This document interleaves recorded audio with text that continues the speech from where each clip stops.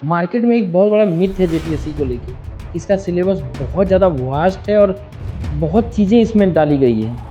मैंने एनआईटी वारंगल में electrical and electronics में ये बीटेक किया और मुझे एकेडमिक एक्सीलेंस के लिए गोल्ड मेडल मिला। इससे पहले मतलब स्टेट पीसीएस से पहले मैंने यूपीएससी इंजीनियरिंग सर्विसेज का एग्ज़ाम दिया था। अच्छा। हाँ, उसमें मैं एक्चुअली ऑलमोस्ट 3 टाइम्स ये मेंस क्वालीफाई करके इंटरव्यू गया था कि आप बैकअप प्लान हमेशा तैयार रखना है, इसको लाइफ नहीं बना लेना है। ये एग्ज़ाम्स जो हैं वो बहुत ज़्यादा अनसर्टेन है।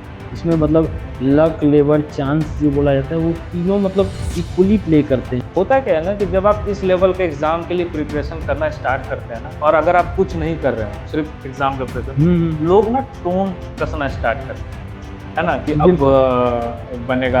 अब बनेगा डीसी या अब बनेगा एसडीओ। मेरा जन्म जो हुआ था वो गांव में, मोहनपुर गांव है, मधुपुर से 5-7 किलोमीटर दूर है, तो वहीं जन्म हुआ था। उसके बाद 4-5 साल की एज में मैं मधुपुर आया। मैं एक जो मिस्टेक किया हूँ, मैं अगर शेयर करना चाहता हूँ वो बात है। मैं विकास देवेंद्र सर का भी एक वीडियो देख रहा था, वायरल भी होता है कि जेपीएससी का सिलेबस यूपीएससी से भी ज़्यादा टफ है, क्योंकि आपको पूरा यूपीएससी पढ़ना होता है, फिर आप जेपीएससी पढ़ते हो। तो मतलब कैसा है, कितना सच्चाई है इस पर? कभी भी इस एग्ज़ाम का सिलेबस आपका 100% नहीं कवर होगा, बट आपको जो एग्ज़ाम पैटर्न है वो प्रेडिक्टेबल है थोड़ा सा। आप अपने टाइमिंग को कैसे मैनेज किए, क्योंकि आप ऑलरेडी एक जॉब कर रहे हैं, ठीक है, जॉब करके पीसीएस का प्रिपरेशन करना। मैं एक प्रिंसिपल में बिलीव रखता हूँ कि जो चीज़ें 10 मिनट में हो सकती है ना, उनके लिए 10 घंटा नहीं लगाना चाहिए। अगर हम दुखी हो रहे हैं तो नीचे वाले लोगों को देख के ये समझ सकते हैं कि हमारे पास सफिशिएंट चीज़ें हैं, हम उसको देख के खुश हो सकते हैं। और अगर हमें ज़्यादा घमंड होने लगे तो हम अपने ऊपर वाले लोगों को देख के ये सोच सकते हैं कि हमसे भी ऊपर लोग हैं, we should be balanced out, मतलब वो बैलेंस्ड आउट हमेशा से रहे। एक कोई फॉर्मूला है क्या कि किस टॉपिक को, मतलब मैं बेसिकली जानना चाह रहा हूँ कि पढ़ने या किसी चीज़ों को गो थ्रू करने का कोई फॉर्मूला, कि अगर कोई भी टॉपिक है, जैसे कोई वास्ट टॉपिक है, हाँ, या तो उसको कैसे गो थ्रू करें उसको। स्टेट पीसीएस खासकर जेपीएससी में झारखंड का कितना इम्पोर्टेंट है?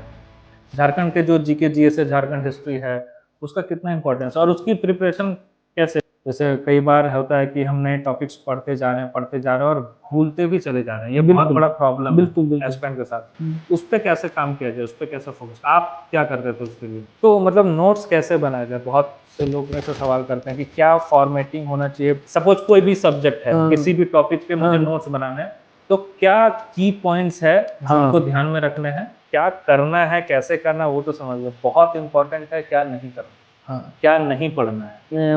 मेरे शहर के बारे में पूछा गया, क्यों फेमस है मेरा शहर मधुपुर। क्या बताए, बता दीजिए दर्शकों को। मधुपुर को मैंने बताया था कि जब आप नेगेटिव या पॉजिटिव किसी के बारे में बताते हैं तो इस पे भी इम्पैक्ट पड़ता है कि आप कैसे बात करते हैं। हाँ बिल्कुल, अगर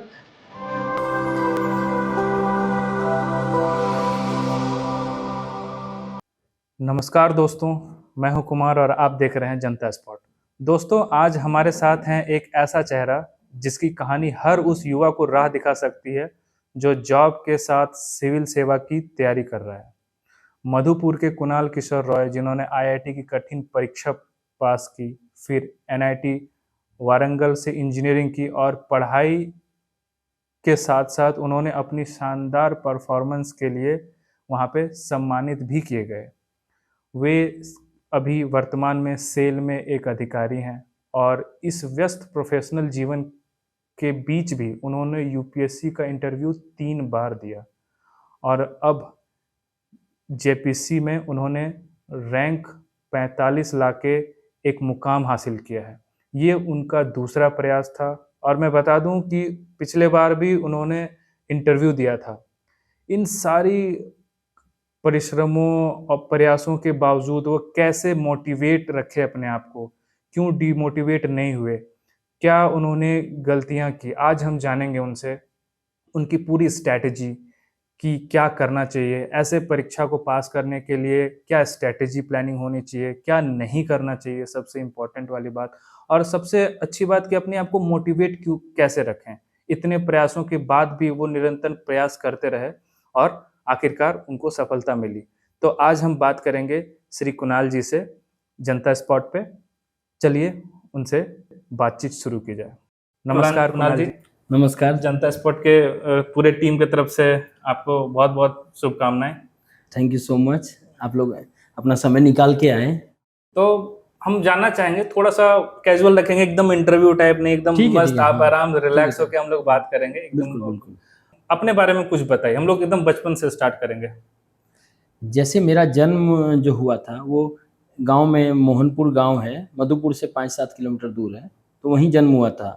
उसके बाद 4-5 साल की एज में मैं मधुपुर आया, वहीं पे मेरी प्रारंभिक शिक्षा शिशु विद्या मंदिर में क्लास 10 तक हुई। उसके बाद मैं डीपीएस बोकारो गया 11th-12th वहाँ से मेरा कंप्लीट हुआ।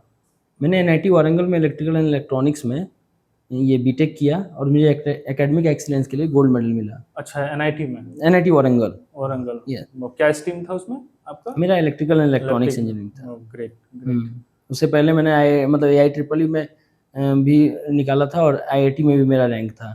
ठीक ग्रेट। है, यस। मतलब स्टार्टिंग से ही पढ़ने में एक बहुत ही मतलब तेज स्टूडेंट जैसा कह सकते हैं हम लोग। मतलब स्टार्टिंग से ठीक था, मतलब सब लोग तो बोलते थे। हाँ। कुछ फैमिली बैकग्राउंड के बारे में बताइए अपने, क्या मम्मी पापा क्या करते हैं, कैसा रहा आपका बचपन, कैसा था? कई जैसे होता है, मेन मकसद पूछने का ना, बहुत सारे एस्पेरेंट होते हैं जो कोसते हैं अपने बैकग्राउंड को लेके, अपने टाइमिंग को लेके, कहीं ना कहीं फिजिकल, मेंटल, फाइनेंशियल चैलेंजेस को लेके। तो मैं चाहता हूं कि आप भी अपने बारे में थोड़ा सा बताएं कि कैसा रहा आपका बचपन जब स्कूलिंग के दौर में थे।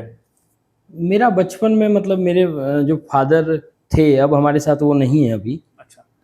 वो एक बहुत ही बड़े मोटिवेशन थे मेरे लिए हमेशा के लिए। वो फर्स्ट ऐसे पर्सन थे जिन्होंने मुझे ये मतलब ड्रीम देखने का मतलब वो दिया, एक विंग्स दिया और कभी एकदम फ़ियरलेस रहने के लिए हमेशा से उन्होंने ही सिखाया।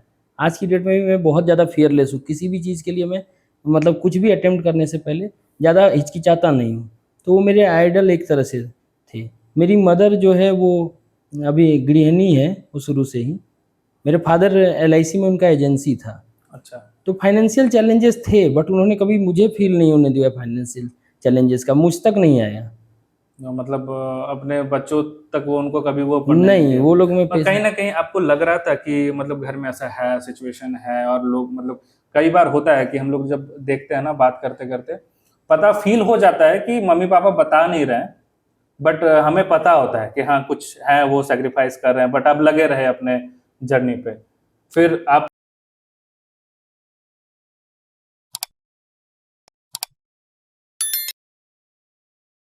उसके बाद मैं डीपीएस बोकारो गया था। अच्छा, डीपीएस बोकारो 11 12 12th में। के लिए। ओके, आप फिर तैयारी करने चले गए कोटा 1 कोटा। साल हाँ, 1 साल अच्छा, कोटा गया था। कोटा का क्या एक्सपीरियंस बताइए, कैसा था, कैसा है कोटा? मतलब हम अभी तक सुनते हैं लोगों से, और आप बताइए कोटा कैसा है? मतलब बहुत से लोग जाते हैं तैयारी करने के मकसद से कोटा, और अभी कहना है कि सोशल मीडिया भी है, हाँ जी। तो क्या है मतलब अभी वर्थ इट है कोटा जाना? या ये जैसे हम लोग अभी आप तैयारी करने गए थे कोटा इंजीनियरिंग के लिए, यस, यस। उस टाइम का कोटा कैसा था जब आप गए थे? उस टाइम का कोटा मतलब बहुत ही डिफरेंट था। मैं बोकारो में भी तैयारी किया। मुझे कोटा मतलब बहुत अच्छा लगा था। कोटा में मतलब रेगुलर क्लासेस होती थी और वो लोग डेडिकेटली बहुत ज़्यादा मतलब बोकारो मतलब मैं किसी जगह को ऐसे डिमीन या फिर नहीं करना चाहता हूँ। बट मुझे थोड़ा-सा एक कैज़ुअल बिहेवियर लगा था। जो स्टडी यहाँ पे पढ़ाते हैं लोग, वो थोड़ा-सा कैज़ुअल लगा था। वो लोग थोड़ा सीरियसनेस लैक ऑफ सीरियसनेस या फिर वो लोग पुराने पैटर्न अपडेटेड नहीं थे, ऐसा मैं कह सकता हूँ। जैसा बहुत लोग थे जो मतलब बहुत सारा सब्जेक्ट है मैथ्स में ही है, तो कुछ-कुछ टॉपिक्स वो लोग पढ़ाते नहीं थे। वो अच्छा। लोग मतलब आईआईटी के पुराने ख़यालात में चलते थे कि 10 में से 2 क्वेश्चन 3 क्वेश्चन कर लेने से आईआईटी मिल जाएगा। बट पैटर्न चेंज हो चुका था, ऑब्जेक्टिव पैटर्न था। तो कोटा में ज़्यादा ये सब चीज़ों को बहुत ही वो प्रोफेशनल थे। Actually they are professionals. वो लोग मतलब वो कट टू कट वाला कि बस इतना ही पढ़ो, मतलब एक जैसे हम लोग प्रिपरेशन करते थे ना मैट्रिक इंटर में, कि भाई इतने पिछले क्वेश्चन, इतने ये पिछले साल में ये क्वेश्चन आया है, हाँ। बस ये रट लो और इसी में ऐसा ऐसा कुछ था या कैसा था नहीं, पैटर्न? इसको ऐसे लेमन तरीके से तो नहीं बोल सकते बट कोटा में बहुत सिस्टमैटिक ढंग से वो लोग पढ़ाते थे। तो अच्छा। मतलब कोटा का एक्सपीरियंस अच्छा था। बाकी कोटा में मतलब बहुत ही अच्छा था, मतलब ऑर्गेनाइज़्ड था, स्टूडेंट फ्रेंडली था। वो एक्सपीरियंस उस समय मैं 2011 का बात 2010-11 का बात बता रहा हूँ। अभी का मुझे कोई मतलब कोटा इंसिडेंट अगर कोटा का कोई अच्छा सा मेमोरी या कुछ ऐसा मेमोरी जो आप शेयर करना चाहें पढ़ने के दौरान जैसे अभी रिसेंटली कोटा फैक्ट्री बोल के भी सीरीज आई है, बहुत चर्चित है, आप जान ही रहे होंगे। बिल्कुल बिल्कुल, तो कोटा फैक्ट्री देखा है। वो बहुत से ऐसे भी ऑडियंस है जो कोटा के बारे में बहुत कुछ जानना चाहते हैं कि कैसा है माहौल, कुछ ऐसा इंसिडेंट कोई भी आपका उस टाइम का, कोई भी स्टोरी। मतलब उस टाइम अच्छा, एक तो पढ़ाई अच्छा होता था, दूसरा स्टूडेंट फ्रेंडली बहुत था, मतलब कुछ भी खाने पीने का क्या है, स्टूडेंट्स का सबसे बड़ा क्वेश्चन है कि भाई खाने पीने का वहाँ पे कैसा है। उस टाइम तो बहुत अच्छा था। एक मेस था, मैं जैसा नाम याद कर पा रहा हूँ, चपाती मेस करके था, अच्छा, तो वो बहुत ही अच्छा था। कोटा के किस एरिया पे रहते थे आप? हम तलवंडी में रहते थे। अच्छा, अगर हम मतलब ऐसा है, मुझे अभी तक याद भी है, 4C29 वो हाउस नंबर था। अच्छा, जहाँ पे हाँ, आप जहाँ रहते पे थे, रहते यस थे। Yes yes, exactly. Okay, okay. Kota से बहुत सारी स्टोरीज बन के निकलती है। आपके साथ भी कोई कोटा के फ्रेंड्स हैं जो अभी कुछ अचीव किया ऐसा? हाँ, कोटा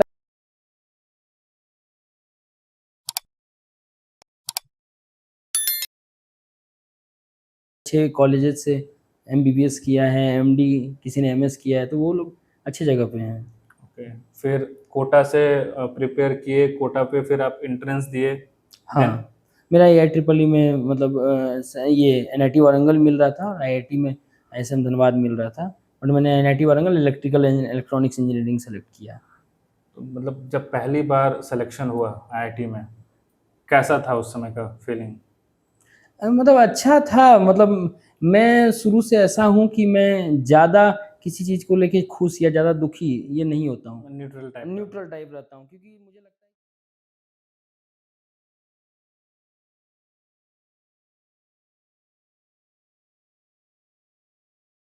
अगर हम दुखी हो रहे हैं तो नीचे वाले लोगों को देख के ये समझ सकते हैं कि हमारे पास सफिशिएंट चीज़ें हैं, हम इसको देख के खुश हो सकते हैं। और अगर हमें ज़्यादा घमंड होने लगे तो हम अपने ऊपर वाले लोगों को देख के ये सोच सकते हैं कि हमसे भी ऊपर लोग हैं, we should be balanced out. मतलब वो बैलेंस्ड आउट हमेशा से रहा है बिल्कुल, मेरा। मतलब ये ना आज आमतौर पे बहुत लोगों के साथ ये प्रॉब्लम है। ये यस बहुत अच्छी बात है कि जब आप डिमोटिवेट हो या बहुत ज़्यादा एक्साइटेड हो, यस यस, तो आप एग्जैक्टली। अपने आप को कंपेयर कर सकें, मिडिल पे रख के कि आपके हाँ, नीचे भी लोग हैं, नीचे लोग आपके हैं जिनको मतलब ये ऊपर। बेसिक एमिनिटीज़ भी नहीं मिलते हैं। बिल्कुल, बिल्कुल, सही है। देन फिर फुनसुक वांगडू वाला लाइफ स्टार्ट, नहीं, फुंगसुक वांगडू जैसा कुछ थ्री इडियट्स। हाँ, वैसा तो मतलब वो बिल्कुल नहीं फील था। तो आता होगा ना, स्टार्टिंग में रहता है हम लोगों का कि हाँ भाई कोटा चले गए और हाँ, इंजीनियरिंग मतलब कॉलेज अब तो एक्सप्लोर करना है, हाँ, कोई ना कोई रेंचो बनने चलेगा, कोई कुछ और बनेगा। कैसा था कॉलेज कॉलेज का एक्सपीरियंस? कॉलेज बहुत ही अच्छा था। मतलब कुछ बताइए कॉलेज का एक्सपीरियंस कॉलेज के कैसा बारे क्या में था? कॉलेज के बारे में एक चीज़ बोलेंगे, आई एम श्योर मतलब बिहाइंड द सीन जो बैठे हैं उनके साथ आप शेयर किए होंगे बहुत सारा हाँ, नहीं, कॉलेज नहीं, हाँ, बहुत सारी कॉलेज चीज़ें एक्सपीरियंस, कुछ मतलब बताइए हाँ, इंटरेस्टिंग सा। कॉलेज के बारे में जब एक चीज़ मतलब एंड से स्टार्ट करते हैं कि जब कॉलेज छोड़ रहे थे, तो उस समय समझ में आया कुछ लोग ना कुछ सीनियर्स थे जिनको बैक लगता था, और वो पता चला 6-6 साल तक वहाँ रहते थे। फिर मतलब अंदर से एक क्वेश्चन शुरू में आता था फर्स्ट ईयर में जब थे कि ये लोग 6 साल कैसे रह लेते हैं कॉलेज में? वहाँ का दादा बन के जो भी बन के रहते थे, बट वो कैसे रह लेते हैं। 4 साल के बाद ये समझ में आया कि कॉलेज लाइफ ही सबसे अच्छा था। वहाँ मतलब वो फ्रीडम भी एक तरह से था, पढ़ाई भी थी, अच्छे दोस्त भी बने, अच्छा सा खासा हॉस्टल था। मतलब हाँ, मतलब वो हुँ, निकलने के बाद पता चलता है कि कॉलेज लाइफ बड़ा मिस कॉलेज करते हाँ, हैं। मतलब वो दोस्त जो बनते हैं वो लाइफ लॉन्ग वो फ्रेंड्स रहते हैं, ऐसा है। घूमने जाते थे दोस्तों के साथ, हाँ, दोस्तों के साथ नाइट मतलब आउट, वो जो इंजीनियर्स। नाइट आउट, हाँ, नाइट आउट भी किए हैं। नाइट आउट जब हाँ, तो हमारा ऐसा ना कल्चरल लगे फेस्ट कि एकदम मतलब हम ऐसे बिल्कुल नहीं, मतलब मतलब अधिकारी।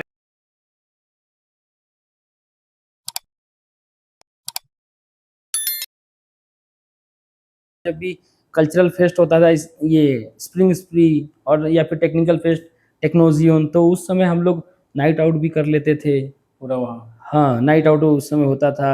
बाकी हमारा मतलब सारे दोस्त लोग मिल के वहाँ पे हनमकोंडा जगह है, वहाँ पे जाते थे वारंगल में। अच्छा, हाँ, तो ये सब काफ़ी अच्छा मेमोरी था, पढ़ाई भी बहुत अच्छे से वहाँ होता था। उस फेज के बारे में बताइए कि जब कॉलेज से जब खत्म हुआ आपका कॉलेज, और प्लेसमेंट के लिए क्या कंपनी आई थी कॉलेज, या आप खुद ही अप्लाई किए थे? नहीं, प्लेसमेंट के लिए कंपनी आई थी। मेरा मतलब ये एक मल्टीनेशनल कंपनी था, यूनाइटेड टेक्नोलॉजी कॉर्पोरेशन। अच्छा, तो उसमें सिलेक्शन मेरा हो गया था बहुत जल्दी। वो कोर्ग में बहुत जल्दी हो गया था। मतलब सॉफ्टवेयर की बहुत सारी कंपनी आती थी, बट मेरा सॉफ्टवेयर की तरफ ज़्यादा रुझान नहीं था, तो अच्छा, मैं कोर की तरफ ही जाना चाहता था। फिर वहाँ मैंने हैदराबाद में 8 महीने काम किया। उसके बाद मेरा विशाखापट्टनम स्टील प्लांट में सिलेक्शन हो गया था। ग्रेट। ये किस साल की बात है? ये 2015 में मेरा कॉलेज खत्म होके 2016 में विशाखापट्टनम पहुंच गया था अच्छा। अप्रैल में। और मतलब जो आपको प्लेसमेंट मिला था आप वहाँ ज्वाइन नहीं किए उस नहीं, company ज्वाइन में? किया था मैं, 8 महीना वर्क किया था। अच्छा। इस बीच में विशाखापट्टनम स्टील प्लांट का प्रोसेस चल रहा था, मतलब एंट्रेंस वगैरह हाँ, एंट्रेंस हो चुका था, उसका रिजल्ट आना था, फिर इंटरव्यू हुआ। इस बीच में 8-9 महीने लग गए। तो क्योंकि वो जहाँ पे आप बताए अभी वो एक बहुत रेपुटेड जगह है और आई गेस बहुत से लोग जानना चाहेंगे कि प्रोसेस क्या है वहाँ पे एंट्री करने का, क्या उसमें सिलेक्शन का क्या हमारे प्रोसेस? हमारे ईयर में उस बार एंट्रेंस एग्जाम हुआ था। उससे पहले गेट एग्जाम के थ्रू होता था। फिर मतलब वो अल्टरनेट ईयर ऐसा, मतलब 2018 में फिर से उसने गेट के एंट्रेंस के थ्रू लिया, 2020 में अगेन गेट से लिया। तो इसी तरह गेट और एंट्रेंस एग्जाम दोनों उसका मतलब रहता था। अच्छा, वो दो चीजें करने के बाद यस। फिर आप एलिजिबल हैं? नहीं, हम एक ही चीज, मतलब नहीं मतलब अगर इधर आप, इधर गेट। हाँ मतलब अगर आप गेट देते हैं तो फिर आप एलिजिबल हैं उसके एंट्रेंस देने के लिए, ऐसा कुछ है? नहीं नहीं नहीं, गेट देने के बाद गेट स्कोर से आपका इंटरव्यू, मतलब इंटरव्यू के लिए आप एलिजिबल हैं। अच्छा तो अच्छा। Get marks plus interview marks से आपका सिलेक्शन, फाइनल सिलेक्शन होता है। फिर वहाँ पे मेरिट बन के आपका वो हो गया? Yes yes. देन? उसके बाद वहाँ पे मैं मतलब 8 साल वर्क किया विशाखापट्टनम में। वहाँ पे मैं स्पेशल बार मिल में था। ओके। तो स्टील इंडस्ट्री में ही मेरा मतलब मैक्सिमम टाइम, मतलब प्रोफेशनल लाइफ बीता है। हाँ। उस, उसके बाद मैं ये अभी किस सेल साल से किस साल तक आप 2016 से लेके 2024 तक मैं विशाखापट्टनम में रहा। विशाखापट्टनम? हाँ। और फिर सेल? हाँ, फिर सेल में वैकेंसी आई थी, मतलब एक्सपीरियंस बेसिस पे, तो मैं यहाँ अप्लाई किया था। तो इसमें भी वही रिटेन।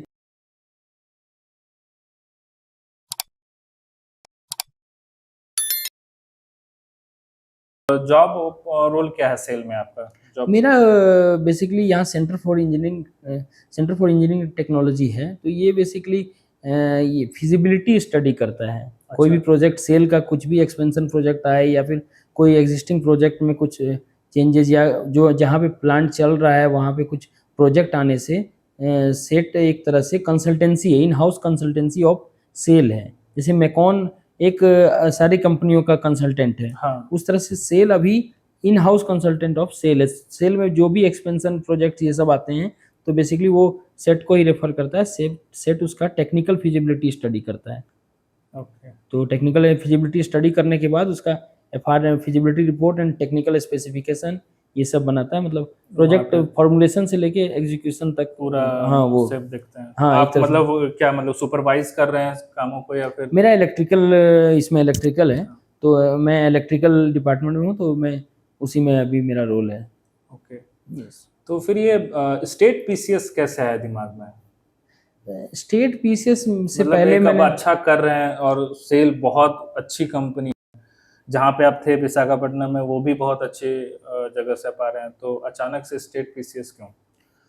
इससे पहले, मतलब स्टेट पीसीएस से पहले मैंने यूपीएससी इंजीनियरिंग सर्विसेज का एग्ज़ाम दिया था। अच्छा। हाँ, उसमें मैं एक्चुअली ऑलमोस्ट 3 टाइम्स ये मेंस क्वालिफाई करके इंटरव्यू गया था। और यूपीएससी इंजीनियरिंग सर्विसेज का 3 बार इंटरव्यू भी दिया है। 3 बार इंटरव्यू तक भी गए? हाँ, इंटरव्यू दिया। उसका 2020 में रेलवे का वैकेंसी जब हट गया, तो मतलब एक तरह से टेक्निकल में मेरा ही, मतलब पहले टेक्निकल में ही रुझान था। मतलब नॉन टेक्निकल एग्जाम्स में कमी नहीं देता था। तो उसके बाद मतलब मुझे लगा कि मतलब ये नॉन टेक्निकल बैकग्राउंड एक बार एक्सप्लोर किया जाए, क्योंकि वो एक तरह से मेरा शुरू से मतलब ऐसा था, मतलब कि एक अटैचमेंट टाइप था कि इस प्रशासनिक में जाना है। तो मैंने सबसे पहले 7th to 10th जेपीएससी दिया था। वो मैंने ज़्यादा तैयारी करके नहीं दिया अच्छा, था। इसके पहले हाँ, जेपीएससी इसमें तो दिया था। ये आपका कौन सा अटेम्प्ट है? ये मेरा दूसरा अटेम्प्ट है ये दूसरा जेपीएससी। अटेम्प्ट है। हाँ। और जैसे आपने कहा कि यूपीएससी अभी आपने पहले दिया था और 3 अटेम्प्ट आपने वहां दिए, और क्या होता है ना कि लोग प्री ना निकले तो डिमोटिवेट हो जाते हैं। प्री निकाल के फिर मेंस में भी हाँ। रिजेक्शन पे एक बड़ा ही डिमोटिवेशन, और क्या कहते हैं इंटरव्यू पे अगर जब सिलेक्शन ना हो तो आप समझ सकते हैं जो तैयारी कर रहे हैं एस्पायरेंट है कि डिमोटिवेशन का लेवल क्या होता होगा एक स्टूडेंट का। और जबकि आप 3 बार अटेम्प्ट कर चुके, कैसा मतलब फील होता था मैं वो? फिर से वही बोलना चाहूँगा कि मैं बोला ना, किसी भी चीज़ के लिए मैं ज़्यादा मतलब वो परेशान नहीं होता हूँ। अगर मैं एक चीज़ पे मानता हूँ, डेस्टिनी पे बहुत ज़्यादा मानता हूँ कि हमारी किस्मत में अगर लिखा होगा तो हमें मिलेगा, नहीं लिखा होगा तो नहीं मिलेगा। हम अपना सिर्फ कर्म कर सकते हैं, जो निष्काम कर्म जो बोला गया है गीता में, तो उसी पे मतलब मैक्सिमम लोग जो सिविल सेवा वगैरह का तैयारी करते हैं, तो एक बार ना एक बार इस मतलब इस वर्ड या इस फ्रेज से उनका पाला पड़ता ही है, निष्काम कर्म। मतलब आप कर्म कीजिए, ज़्यादा फल की चिंता मत कीजिए। अपना फ्लो में करते थे। यस, अगर तो आप जब आप यूपीएससी दे रहे थे तो उस समय आप जॉब कर रहे थे? उस समय मैं स्टार्टिंग से मतलब कॉलेज से निकल के सिर्फ 2 महीना जो छुट्टी होता है उसी बस में वही, सिर्फ, बाकी हाँ, आप जॉब में थे। उसके बाद मैंने, हाँ। तो जनरली होता क्या है ना कि जब आप किसी जॉब में होते हैं ना तो एक बैक सपोर्ट होता है कि चलो ठीक है, नहीं निकला है तो कोई बात नहीं, अभी मेरे पास एक सस्टेनेबिलिटी है, मतलब मेरा सैलरी तो आ ही रहा है, सारा काम चल रहा है। तो एक माइंड का जो प्रेशर का लेवल होता है ना, जो थोड़े से मैच्योर जो जॉब कर रहे होते हैं उस लेवल का नहीं होता है। बट बहुत से एस्पिरेंट ऐसे हैं, ठीक है, जो इस बात को किसी अनदर वे में लेते हैं क्योंकि उनके पास बैक सपोर्ट नहीं होता। जी, बिल्कुल। ठीक है, क्योंकि हमारे पास बैक सपोर्ट है, आपके पास जैसे बैक सपोर्ट था तो माइंड में हो सकता है कि उस लेवल,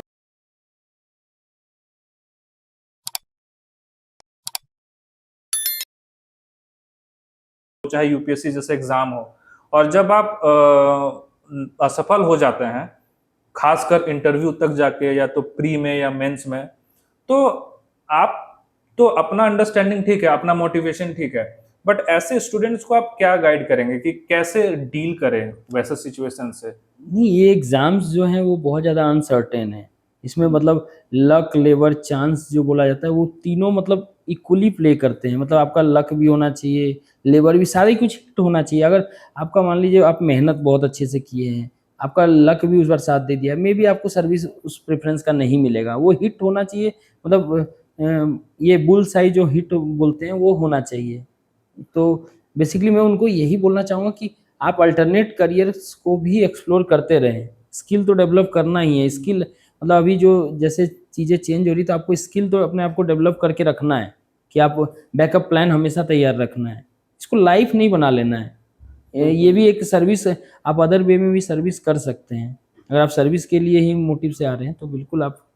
फैमिली का क्या रिएक्शन था जब यूपीएससी जैसे एग्जाम में इंटरव्यू तक जाके एक बार नहीं हुआ तो वो फैमिली काफ़ी मेरी कॉर्डियल, मतलब शुरू से कॉर्डियल रही है। वो लोग हमेशा यही बोलते थे कि ठीक है, कोई बात नहीं।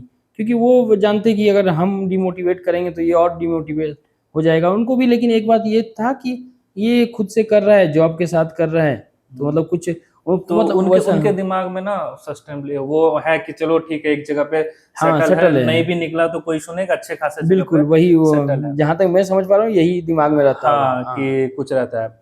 जहाँ से, जैसे जगह से हम लोग आ रहे हैं, जैसे मधुपुर, आप भी हैं, मैं बिल्कुल। भी वहीं का हाँ, हूँ। बिल्कुल। होता क्या है ना कि जब आप इस लेवल के एग्जाम के लिए प्रिपरेशन करना स्टार्ट करते हैं ना, और अगर आप कुछ नहीं कर रहे हो, सिर्फ एग्जाम का प्रिपरेशन, हुँ। लोग ना टोन कसना स्टार्ट करते हैं, है ना, कि बिल्कुल। बनेगा अब बनेगा डीसी या अब बनेगा एसडीओ, मतलब वो एक होता है ना, बिल्कुल। समाज का भी और इसका भी। तो कभी ऐसा अभी आपने बताया किसी को जॉब के बाद कि मैं प्रिपेयर कर रहा हूँ यूपीएससी, या ऐसा आपके साथ कभी कुछ हुआ कि हाँ लोग ऐसा बोले? मैं नहीं करता था, बट मेरे घर में मतलब पेरेंट्स बता देते थे। मैं उनसे बहुत बार इस बात के लिए मेरा उनसे वो होता था कि आप मत बताओ, ठीक है? और आपको एक इंटरेस्टिंग फैक्ट बताएँगे, मेरी शादी इसी मंथ में हुई है। अच्छा, अच्छा। हाँ, 4th तब जुलाई को, और बहुत मेरा अच्छा। इंटरव्यू 17th जून को था।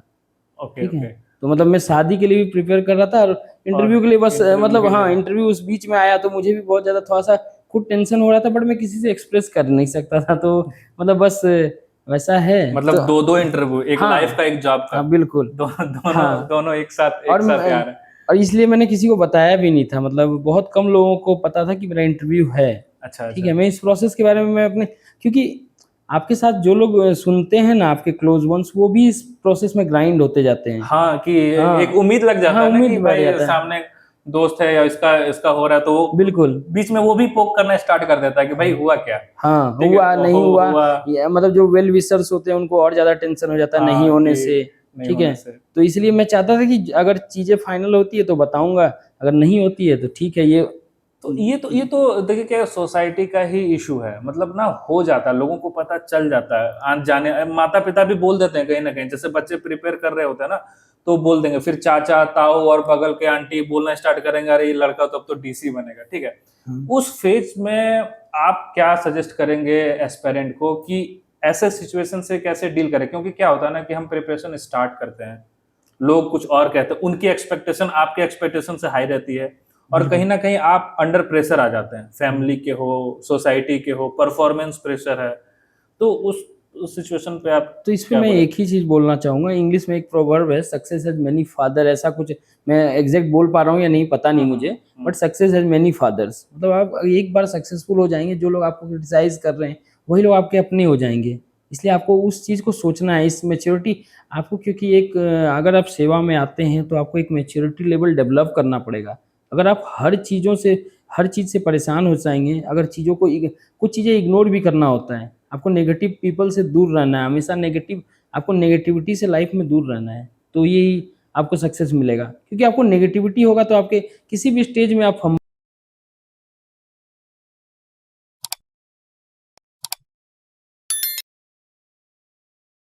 सक्सेस नहीं मिला। बिल्कुल जैसे मैं इंटरव्यू में गया, बहुत ही फ्री माइंड से गया था, बिल्कुल मेरे पे कोई स्ट्रेस था ही नहीं, मैं तो किसी चीज़ को लेके ना ज़्यादा लोगों को पता था कि मैं एग्ज़ाम दिया हूँ या इंटरव्यू है मेरा, और ना मतलब ज़्यादा खोने के लिए भी कुछ नहीं था।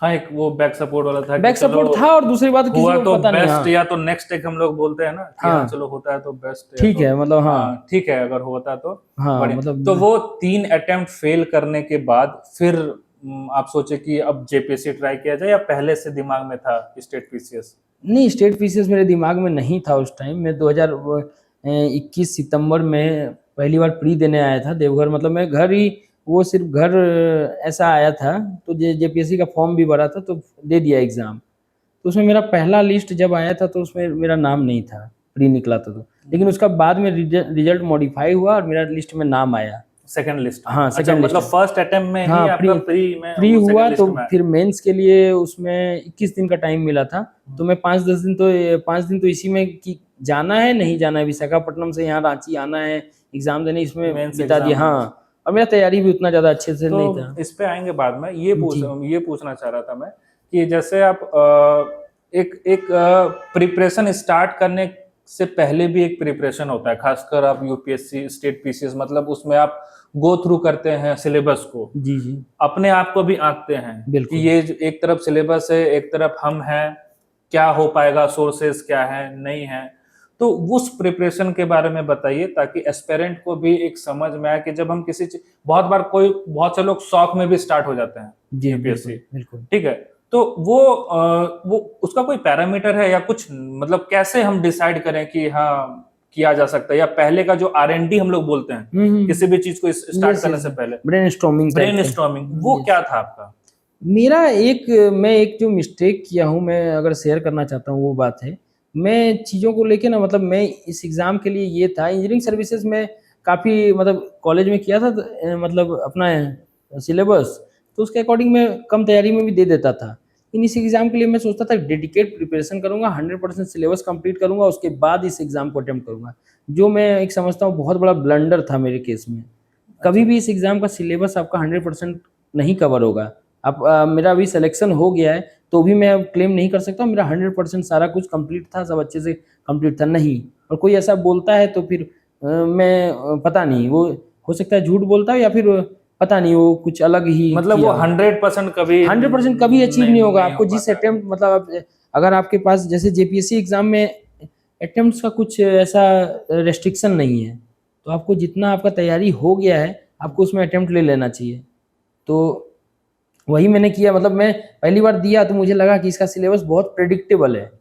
मार्केट में एक बहुत बड़ा मिथ है जेपीएससी को लेके कि इसका सिलेबस बहुत ज़्यादा वास्ट है और बहुत चीज़ें इसमें डाली गई हैं।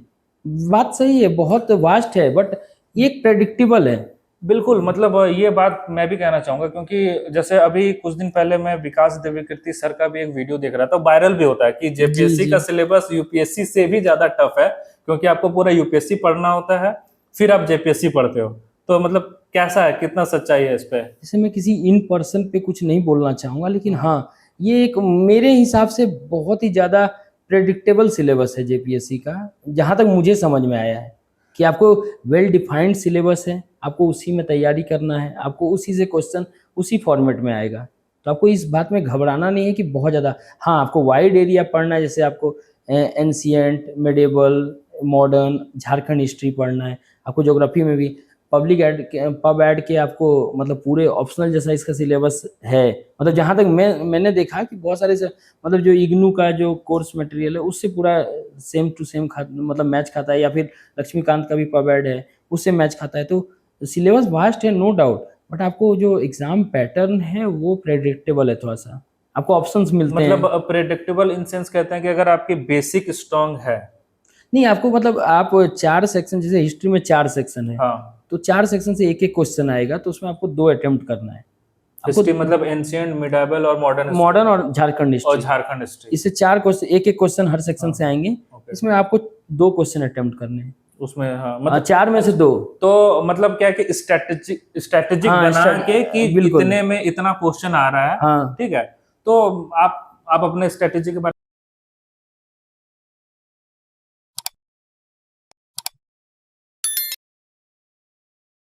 पढ़ा था, मतलब यूपीएससी का भी तैयारी कर रहा था, तो मैं हिस्ट्री तो बहुत अच्छे से पढ़ लिया था। लेकिन एक थोड़ा सा जो अनक जैसे मेरा मेडिएवल सबसे अच्छा, मतलब मुझे सबसे अच्छा लगता था, मतलब जो मेडिएवल हाँ हिस्ट्री। मेडिएवल हिस्ट्री मुझे अच्छा लगता था। और मैं लास्ट टाइम भी जब मेंस से अटेम्प्ट लिया था तो मेडिएवल और मॉडर्न का अटेम्प्ट लिया था। इस बार भी मैंने मेडिएवल और मॉडर्न का ही अटेम्प्ट लिया था। इस बार मतलब अलाउद्दीन खिलजी का ये मार्केट पॉलिसी, मार्केट जो रिफॉर्म पॉलिसी था उस पे क्वेश्चन था, तो उसको मैंने अच्छे से लिखा था। और एक क्वेश्चन था फर्स्ट वॉर ऑफ इंडिपेंडेंस, उस पर कमेंट करना था कि whether it is first war of independence और नॉट इस फॉर्म में था। तो तो ये जो प्रिपरेशन है, आप कह रहे हैं कि 1 साल से ही आप स्टार्ट कर रहे हैं जेपीएससी के लिए, हाँ 1-2 साल से, मतलब ये आपका हाँ दूसरा एक अटेम्प्ट है। हाँ दूसरा क्योंकि अटेम्प्ट है। पिछले 3 अटेम्प्ट ने तो आपने वो यूपीएससी के लिए दिया। कौन से ईयर में था वो? वो इंजीनियरिंग सर्विसेज के लिए था हाँ उस वक्त। मतलब हाँ वो किस ईयर में था वो? वो 2000 ये 18 था, 19 था, 20 था। और जेपीएससी के लिए प्रिपेयर करना आप कब से स्टार्ट किए हैं? मैं जेपीएससी जब इसका फाइनल रिजल्ट नहीं हुआ, मैं इंटरव्यू लास्ट टाइम इंटरव्यू दिया था, जब फाइनल रिजल्ट नहीं दिया तो मतलब वो नहीं हुआ मेरा। इसके पिछले वाला? हाँ तो इंटरव्यू इसके होता है, पिछले भी आप इंटरव्यू तक गए इंटरव्यू थे? दिए थे हम। Okay, great. तो उसके बाद से मैंने थोड़ा सा जेपीएससी और यूपीएससी सिविल सर्विसेज का और जेपीएससी का भी साथ साथ में प्रिपरेशन करना स्टार्ट किया करना था। स्टार्ट कर दे। हाँ एक बहुत इंपॉर्टेंट चीज है, जैसे अभी आप करंटली जॉब कर रहे हैं, जी। सुबह आप शायद 9-10 बजे निकल हाँ जाते जी। हैं और शाम को 6-7 बजे आते हैं, हाँ 6 बजे, ठीक है। 6:30 तक। बहुत बार क्वेश्चंस आता है एस्पिरेंट का, खास करके जी। टाइम नहीं मिल पाता है। फिर लोग कहते हैं 10-10 12 घंटे आपको पढ़ना है पीसीएस के लिए। अब आपके पास टाइम ही नहीं है 12-12, तो मतलब ये 10-12 घंटे पढ़ने वाला ये एक जो ट्रेंड चला है, ये सही है, उतना करना पड़ता है? या आप अपने टाइमिंग को कैसे मैनेज किए, क्योंकि आप ऑलरेडी एक जॉब कर रहे हैं, ठीक है। जॉब करके पीसीएस का प्रिपरेशन करना, आप आते हैं, फैमिली को भी टाइम देना है, बिल्कुल। बाकी अपने आप को भी टाइम देना, और एक बहुत ही अच्छा टाइमिंग आपको प्रिपरेशन में लगाना है। बिल्कुल। तो ये टाइम मैनेजमेंट आपका कैसा है?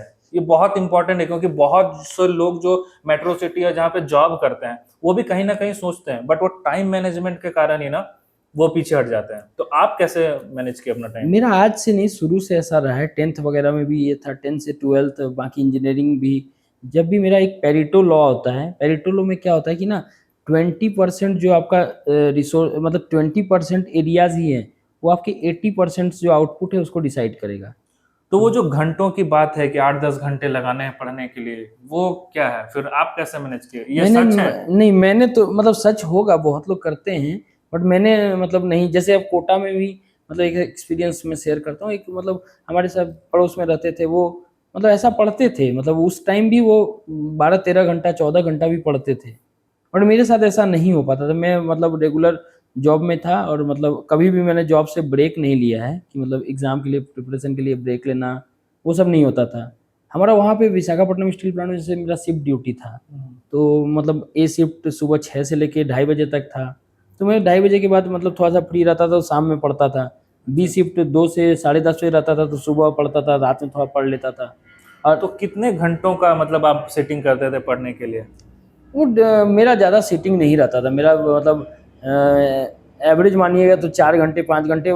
बीच में मैंने मतलब फुल फ्लेज्ड मतलब ऐसा बहुत कमिटेड किया था। एक मतलब ऐप आता था वाईपीटी करके, उसमें पढ़ता था। तो मतलब उस समय कभी-कभी मतलब ये उसमें क्या था, काफ़ी अब वाईपीटी एक मतलब ऐप डिस्ट्रैक्शन ऐप, मतलब डिस्ट्रैक्शन जो भी होते हैं ऐप से, आपके सारे ऐप्स ऑलमोस्ट ब्लॉक कर देगा वो। अच्छा अच्छा, हाँ, मतलब तो वो उसमें जितने भी सोशल हाँ, तो डिस्ट्रैक्शन उसमें हो मैं ऐसे। हाँ, उसमें मैं ओके। 6-7 घंटे भी पढ़ा हूँ। मतलब मेरा सीटिंग उसमें सीटिंग वही 2-3 घंटे का रहता था। सीटिंग एक एक स्ट्रेच में 2-3 घंटे में पढ़ पाता था। 2-3 घंटे। हाँ, वहाँ लाइब्रेरी भी मैं उस समय जॉइन लाइब्रेरी वहाँ था, मतलब वेल फैसिलिटी वहाँ था, तो लाइब्रेरी भी जाता था मैं वहाँ। तो अच्छा, तो मतलब अपने हिसाब से आप टाइमिंग हाँ, निकाला। मेरा तो फ्लेक्सिबल टाइम है। स्पेशली अगर कोई जैसे जॉब ओरिएंटेड या ऑलरेडी जो जॉब में है, अगर वो उसको आप उनको आप सजेशन देना चाहें कि आप अपना टाइम मैनेजमेंट कैसे करें बेस्ड ऑन योर एक्सपीरियंस, या आप क्या सजेस्ट करना चाहें कि अगर उनको प्रिपरेशन करना हो, स्टेट पीसीएस या यूपीएस वो टारगेट कर रहे हैं यूपीएससी, तो क्या सजेशन देना चाहेंगे, आप कैसे मैनेज करें उनको? तुमको वही बोलेंगे, अगर आपके पास मतलब जितना आपके पास लिमिटेड टाइम है, अब लिमिटेड टाइम में आप मतलब बेगर्स आर नॉट चूजर्स एक ऐसा होता है जो आपके पास लिमिटेड टाइम है, आपको ज़्यादा एक्सप्लोर करने की ज़रूरत नहीं है। जो आप स्टिक टू हाँ, सिलेबस। स्टिक टू सिलेबस रहना है, जिससे आप देखिए प्रीवियस ईयर क्वेश्चन देख लीजिए, पैटर्न देख लीजिए उस एग्ज़ाम का कैसा है, आपको उस पे ज़्यादा फोकस करना है। कोई अब कोई टॉपिक जो आप मतलब होता है हम लोग टॉपिक, मतलब मैं हमेशा ना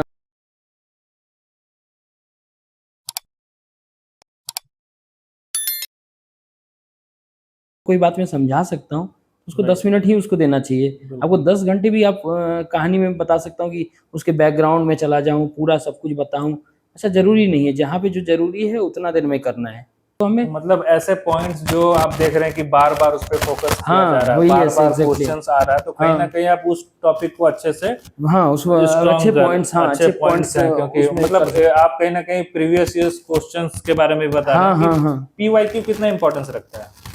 झारखंड के केस में पीक वाई क्यू उतना इम्पोर्टेंट तो अभी, क्योंकि जेपीएससी ये उस एग्ज़ाम ही बहुत हाँ, लेट से लिमिटेड हुआ है, तो लिमिटेड सैंपल हुआ ही है। हमारे पास सैंपल कम है। लेकिन इस हाँ, बार रिपीट हुआ, जैसे अलाउद्दीन खिलजी वाला रिपीट हो गया। ठीक है, अच्छा, बिरसा मुंडा से, अब बिरसा मुंडा झारखंड में आप अगर रहते हैं तो बिरसा मुंडा मतलब एक तरह से वो कोर है, हार्ट, मतलब heart and core of Jharkhand है।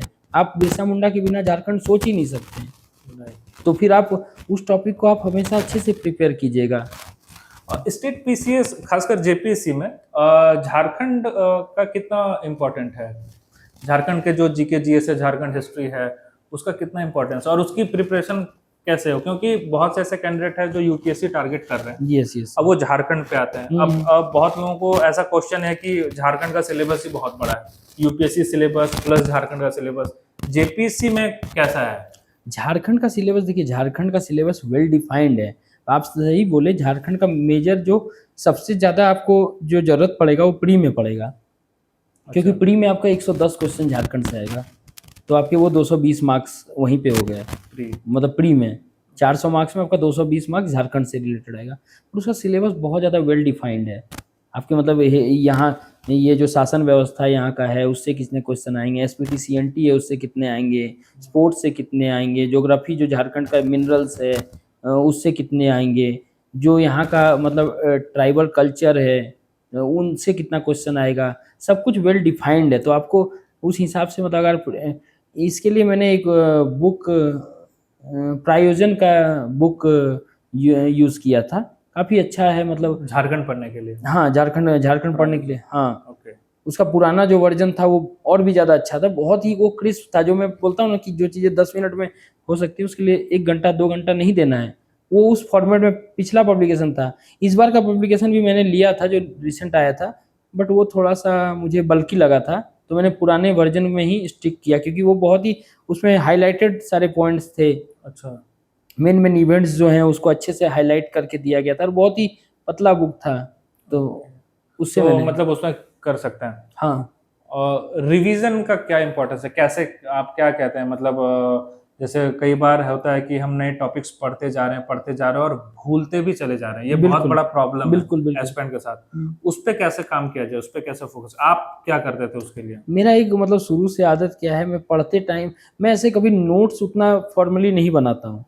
हमेशा क्या करता हूँ, पढ़ते टाइम ही किताब में ही अच्छे से लिख लेता हूँ, या फिर मुझे लिख-लिख के पढ़ने का आदत है। जैसे कोई भी पॉइंट्स मैंने 4 पॉइंट्स पढ़े उसके बाद लिखा मैंने उसको, कि इसका ये जैसे कुछ भी पॉइंट्स आए, फाइनेंस कमीशन का ये आ गया, स्टेट ये सेंट्रल स्टेट रिलेशंस आ गए, तो उसमें क्या क्या हुए हैं या फिर उस पर क्या क्या रिकमेंडेशन है, जैसे ये जो भी कमेटी था, पंची कमेटी, सरकारिया कमेटी, उसका क्या रिकमेंडेशन था, उसके 3-4 अच्छे पॉइंट्स मतलब लिख लिया है ताकि उसको मैं यूज़ कर पाऊँ। तो आपको रिवीजन के लिए आपको जनरली सब लोग क्या करते हैं कि नोट्स बना के और उसको बार बार रिवाइज करते हैं, जो कि बहुत ज़रूरी है, क्योंकि आपका 4 क्वेश्चन है, उसमें आपको परफेक्शन मतलब अच्छे से लिखना है, मतलब आपको मतलब कम से कम 2-3 क्वेश्चन तो आपको परफेक्शन में लिखना है, बाकी एक क्वेश्चन आप एवरेज, 1.5 क्वेश्चन आप एवरेज भी लिख सकते हैं।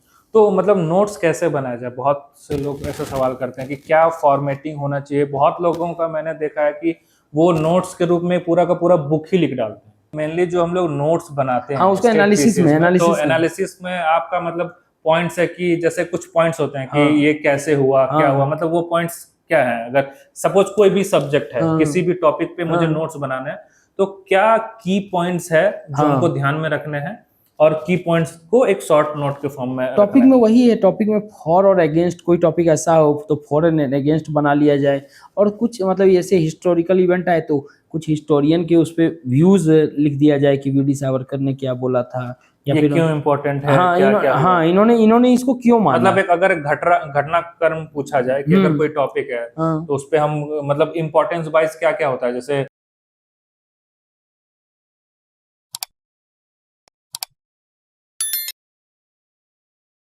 हिस्ट्री में इसका क्या इम्पोर्टेंस हुआ, मतलब ये हमारे फ्रीडम स्ट्रगल को कैसे मतलब गाइड किया, तो वो सब है। अब कोई चीज़ अगर पॉलिटी में या फिर पब्लिक एडमिनिस्ट्रेशन में, तो उसमें हम लोग इसमें जो पॉलिटिकल साइंटिस्ट रहते हैं उसके व्यूज़ भी लिख सकते हैं, डिफरेंट कमिटीज़ होते हैं या फिर जजमेंट्स होते हैं, उसको हम अच्छे से लिख सकते हैं। और हमेशा मतलब एनालिसिस वाले पार्ट में हमेशा मतलब एक एंटीथीसिस भी जो होता है, एंटीथीसिस भी लिखना चाहिए।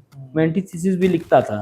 हाँ, मतलब कोई चीज़ के मतलब पूछा गया, मतलब जब उसको मतलब ये क्योंकि 40 मार्क्स का होता है तो आपको एक, मतलब बेसिकली हम लोग शिफ्ट हो रहे हैं आंसर राइटिंग पे कि हाँ हाँ, आंसर राइटिंग मतलब आपको कैसे करें। नोट्स ही आंसर राइटिंग जैसा होना आंसर चाहिए। राइटिंग हाँ, क्योंकि और मेनली आंसर राइटिंग का बहुत इंपॉर्टेंस है, खासकर जब आप पीसीएस लिखते हैं। जी, तो क्या फॉर्मेटिंग है और कैसे होना चाहिए आंसर राइटिंग?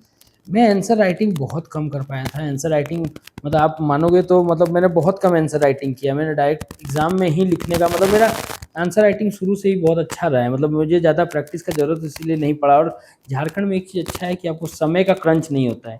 जैसे यूपीएससी वगैरह एग्जाम में क्या होता है ना कि 10 मार्क्स के 20 क्वेश्चन लिखने होते हैं, तो उसमें बस आपको टाइम का क्रंच हो ही जाएगा, मतलब आपको पेपर कंप्लीट करना ही एक सबसे बड़ा पहला मतलब आपको गोल। झारखंड में ऐसा समस्या नहीं होता, क्योंकि 4 क्वेश्चन आपको लिखने होते हैं और 20 ऑब्जेक्टिव रहते हैं, तो टाइम क्रंच नहीं होता था।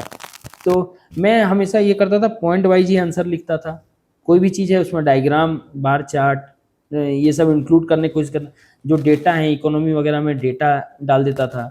जब जैसे इस बार फूड सिक्योरिटी का क्वेश्चन आया था, तो मतलब मैंने सारे टॉपिक्स का क्या किया ना, जल्दी जल्दी में एक मतलब ये फूड सिक्योरिटी सिलेबस में दिया हुआ है, तो मैंने फूड सिक्योरिटी गूगल में लिखा और मैंने ऑल में न जाके इमेजेज में क्लिक किया, तो उसमें इमेजेज में आपको बहुत सारे इमेजेज आ जाएंगे, ठीक है, बहुत फूड सारा सिक्योरिटी कि का हाँ, किसी में पिलर पिलर डायग्राम बना हुआ आ जाएगा, किसी में क्लाउड डायग्राम बना हुआ आ जाएगा, हब एंड स्पोक मॉडल आ जाएगा। तो सब मतलब मैंने इस बार वो पिलर वाला यूज़ किया था कि मतलब जो पिलर्स होते हैं 4, चार्ट, पाई चार्ट हाँ, और 4 पिलर होते हैं फूड सिक्योरिटी के, एक्सेस, अवेलेबिलिटी, इक्विटी, ये सब। तो वो सारे बना दिए और ऊपर में मतलब उस मॉडल में बनाया और सारा चीज़ लिखा। उसके बाद ये सब में वही है गवर्नमेंट स्कीम। और इकोनॉमी में इकोनॉमिक सर्वे और जो बजट होता है वो बहुत ही इंपॉर्टेंट डॉक्यूमेंट है। जो बजट है, मैं झारखंड का बजट पूरी तरह से मतलब पूरा मैं पढ़ा था। बजट बहुत कम टाइम में मेरे से हो जाता था, क्योंकि बजट आपका लगता है वो बहुत ही बल्कि डॉक्यूमेंट, बट उसमें बहुत सारे डेटा हमारे काम का नहीं है, बहुत सारा पिक्चर है वो हमारे काम का नहीं है। तो मतलब मेन मेन चीज़ें मैं उससे करके उसका नोट्स मैंने बनाया था। तो करंट ऑफ अफेयर्स कितना आता है स्टेट पीसीएस में, और कोई ऐसा सोर्सेज इंपॉर्टेंस कुछ बताना चाहें करंट अफेयर्स? झारखंड के साथ एक मतलब प्री में करंट अफेयर्स आता है, बट मेंस में थोड़ा सा यहाँ एडवांटेज मिल जाता है कि डायरेक्टली करंट अफेयर्स ऐसा कुछ डायनामिक सिलेबस नहीं आता है। वो वही एक चीज़ मैं बोल रहा था कि इसको मतलब एक मिथ है कि झारखंड का सिलेबस बहुत ज़्यादा बल्की है, बट एक एडवांटेज ये भी है कि यहाँ पे करंट अफेयर्स से रिलेटेड मतलब करंट अफेयर्स से रिलेटेड क्वेश्चन आ सकते हैं मतलब स्टैटिक में, बट डायरेक्टली करंट अफेयर्स कुछ ऐसा चल रहा है तो वो नहीं आता है। मतलब टॉपिक वाइज आता है नहीं नहीं, करंट अफेयर जैसे अभी जैसे मतलब कुछ भी हो रहा है, मतलब ईरान इजराइल वॉर हो रहा है, इस तरह से क्वेश्चन नहीं आएगा झारखंड में, मतलब मेंस में नहीं आएगा। हाँ अगर हम सेगमेंट वाइज बांट दें, पीटी, मेंस, देन ठीक है। Interview, yes yes. पीटी का प्रिपरेशन कैसा कैसे करें, आप एस्पिरेंट को क्या पीटी में बताएंगे? अगर जो मतलब सिविल सर्विस किसी जगह का भी कर रहे होंगे तो उनका पहला पेपर तो लगभग उसमें तैयार हो जाएगा। हिस्ट्री से 15 क्वेश्चन आते हैं, ठीक है। ज्योग्राफी में भी उस तरह है, ज्योग्राफी का पॉलिटी से 10 क्वेश्चन आते हैं, इकोनॉमी में भी शायद 10 हैं, और झारखंड से 10 हैं, और इन्वायरमेंट इकोलॉजी ये सब है, फिर ह्यूमन राइट ये सब के क्वेश्चन आते हैं। तो वो सब में आप कोई भी पढ़ने का कोई सोर्सेज, कोई बुक अगर आप रेकमेंड करना चाहें? हिस्ट्री में तो एनसीईआरटी एक अच्छा सोर्स है।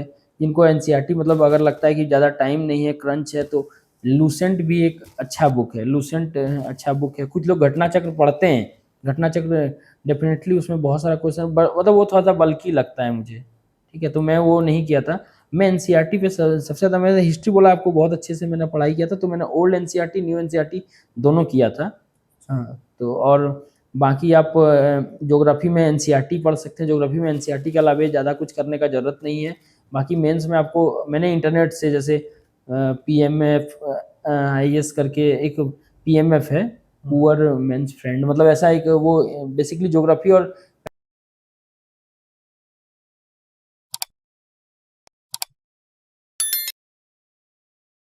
Self study? नहीं, मेरा पूरा सेल्फ स्टडी है। मैंने मतलब कोचिंग बस वही कोटा ही लास्ट कोचिंग था मेरा। उसके बाद सारा? हाँ, उसके बाद मैंने कभी कोचिंग नहीं अभी किया। के टाइम पे ना नेट में बहुत से सोर्सेस हैं यस, ऑनलाइन। बिल्कुल बिल्कुल। आप कैसे देखते हैं पहले और अभी?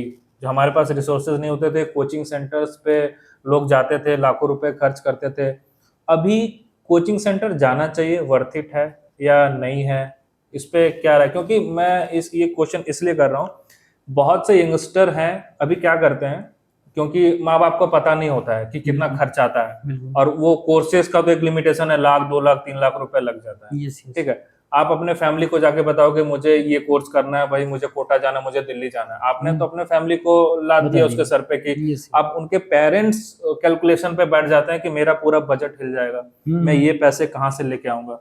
इसलिए व्यूअर्स, ये बहुत अच्छा एग्जाम्पल है कि सेल्फ स्टडी से भी कम टाइम पे जॉब करते हुए भी आप स्टेट पीसीएस में और बहुत अच्छे रैंक ला सकते हैं। Yes. ठीक है, तो मैं चाहूंगा कि आप थोड़ा सा खासकर ऐसे यंग जनरेशन जो अभी 11-12 पास करके, ग्रेजुएशन करके ऐसे जगहों पे जाना चाह रहे हैं, बाहर दौड़ना चाह रहे हैं, उसके लिए क्या बताना चाहिएगा कि सोर्स पढ़ना है तो क्या सोर्स है, कोचिंग वर्थ इट है नहीं है, किन लोगों को कोचिंग लेना चाहिए, ऐसा? तो इस पे मैं एक एग्जांपल से ही दे रहा हूँ। जैसे मुझे आपने बोला कि रिसोर्सेज, तो रिसोर्सेज के लिए पहले क्रंच था। मतलब मैं जैसे याद कर रहा हूँ, हमारे 9th-10th में हमारा बुक चेंज हो गया था हम लोग को। हाँ, तो हम लोग को मधुपुर में बुक मिलता नहीं था, हम लोग को देवघर जाना पड़ता था, वो भी देवघर बुक ऐसे। लेने के हाँ, लिए तो बुक किसी से वो भी मंगवाना पड़ता एक था। दिन नहीं, 15 दिन 20 दिन जाना, मतलब इंटरवल पे जाना पड़ता था, तब एक एक बुक करके मिलता था। करके मिलता था, बट right। आज वो क्रंच नहीं है। आज इंटरनेट पे सब कुछ अवेलेबल है, आप अच्छे से कर सकते हैं। जिनको कोचिंग का जरूरत है तो कोचिंग ले सकते हैं। मतलब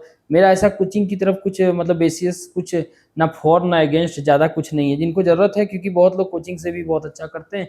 कुछ लोग जिनको सेल्फ स्टडी अगर उनको समझ में आ रहा है, अगर वो लिख पा रहे हैं, वो अगर समझ पा रहे हैं, तो फिर वो विदाउट मतलब यूट्यूब में बहुत सारा चीज़ फ्री अवेलेबल है, टेलीग्राम में बहुत सारा चैनल है, बहुत सारे आईएएस आईपीएस और बाकी स्टेट पीसीएस के जो अधिकारी हैं उनका चैनल है टेलीग्राम पे।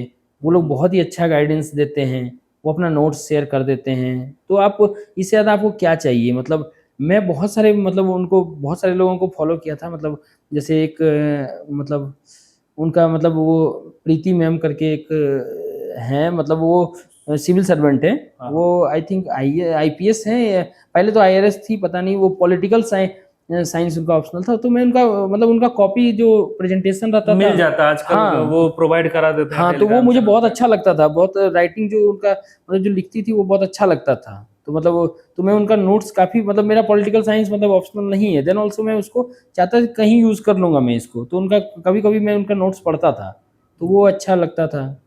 तब सेल्फ स्टडी सफिशिएंट है अगर आपको समझ में आ रहा है, ठीक है। बिल्कुल। और कोचिंग अगर आपका एकदम बहुत ही बेसिक हाँ, खराब है बिल्कुल और अब नहीं कुछ समझ में आ रहा तो आप जा सकते हैं, अदरवाइज अभी के टाइम पे तो बिल्कुल। बहुत से सोर्सेस अब मेरा एजुकेशन बैकग्राउंड भी ऐसा था कि मतलब मुझे वैसा ज़रूरत नहीं हुआ। बहुत लोगों को ज़रूरत होता है कि अब बहुत सारे जो होते हैं कि ह्यूमैनिटीज़ बैकग्राउंड से आएँगे, उनको साइंस नहीं समझ में आ रहा है। वो एक जेन्युइन प्रॉब्लम है, ये इसमें हम लोग कुछ नहीं बोल सकते, बट उनको अगर हेल्प चाहिए तो वो हेल्प ले सकते हैं। बट वो बहुत सारे साइट्स हैं, फ्री साइट्स हैं, आप मतलब उससे आप देख सकते फ्री हैं। रिसोर्सेज बहुत है। कुछ नॉन रिसोर्सेज अगर आप शेयर करना चाहें तो कुछ अच्छा कि यहाँ से आप पढ़ सकते हैं आराम से, नोन रिसोर्सेज में मतलब जैसे मैं मतलब जैसे फ्री रिसोर्सेज यूट्यूब तो अपना है ही। हाँ, यूट्यूब में है, लेकिन यूट्यूब में वही है कि अगर जब ज़्यादा होता है ना, मतलब क्या बोलते हैं कि कुछ ज़्यादा ही मतलब प्लेंटी में कुछ हो हाँ, जाए ना, तो वो भी एक मैं अच्छा। नेक्स्ट क्वेश्चन इसी पे आ रहा था कि क्या करना है, कैसे करना है, वो तो समझ गया। बहुत इंपॉर्टेंट है क्या नहीं करना है, हाँ, क्या नहीं पढ़ना है, ये नहीं, आपको सबसे पहले क्योंकि क्या-क्या। नॉलेज तो बहुत है। बिल्कुल। आपको मतलब सबसे पहले तो सिलेबस पे स्टिक रहना है, सिलेबस से बाहर ज़्यादा दिमाग नहीं लगाना है।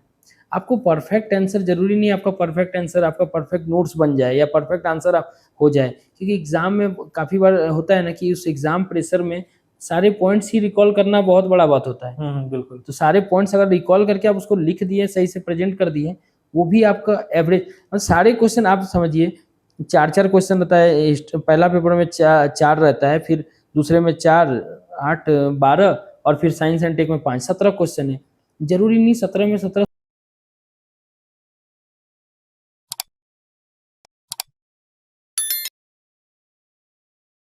उस हीट और ह्यूमिडिटी में सब लोग, कुछ लोग तो फंबल करेंगे ही करेंगे। तो आपको मतलब बेसिकली है कि 17 क्वेश्चन पहले अटेम्प्ट ढंग से कर लेना है। आप नहीं आपको समझ में आ रहा है, एवरेज आप अटेम्प्ट कीजिए पहले। तो राइट। मतलब हाँ, क्या नहीं करना है और भी है कि आप वही है, और वही आप जो बोलते हैं कि आप मिथ से बाहर रहें कि कोई अगर आपको बोल देता है कि जेपीएससी का सिलेबस बहुत ही वास्ट है या फिर एकदम नहीं हो सकता है, तो आप मतलब मैं अगर स्ट्रिक्ट टर्म्स में जाऊँ तो आप उनसे जेपीएससी का मतलब मार्कशीट आप माँग लीजिए कि आप अपना मार्कशीट दिखा दीजिए या फिर आपने कितना अटेम्प्ट दिया जेपीएससी में, ठीक है? क्योंकि बहुत लोग क्या होते हैं ना कि उस फ़ेज़ को जीते नहीं और उस पे ज्ञान दे देते हैं। और मैं इस चीज़ से बहुत दूर रहना चाहता हूँ कि मैं जिस चीज़ को जिया नहीं, उस चीज़ में मैं विज्ञान नहीं दे पाता हूँ। Right, right. बिल्कुल। आजकल एक बहुत बड़ा समस्या है कि बहुत से स्टूडेंट यंगस्टर क्या करते हैं कि यूट्यूब पे कुछ वीडियो देख रहे हैं, फिर एक रील पे आया, रील पे टच किए, फिर वो चले गए इंस्टाग्राम पे, और फिर वो इंस्टाग्राम 4 घंटे वो उसी में टाइम, हाँ। इसी में टाइम लगे। इस पे आप क्या कहना चाहेंगे, कैसे इसको कंट्रोल किया जाए? क्योंकि ये बहुत ही ज़्यादा होता है यंगस्टर में, खासकर जो 11-12 पढ़े हैं ना, जो बाहर भी पढ़ने जाते हैं या ये इधर करते हैं, ये बहुत बड़ा इशू है। इसको नहीं, कैसे ये वो कर सकते यंगस्टर की समस्या नहीं, ये सबकी समस्या है। मोबाइल में अभी हैं? राइट, मतलब डिस्ट्रैक्शन एक तो सबकी समस्या है। Social distraction.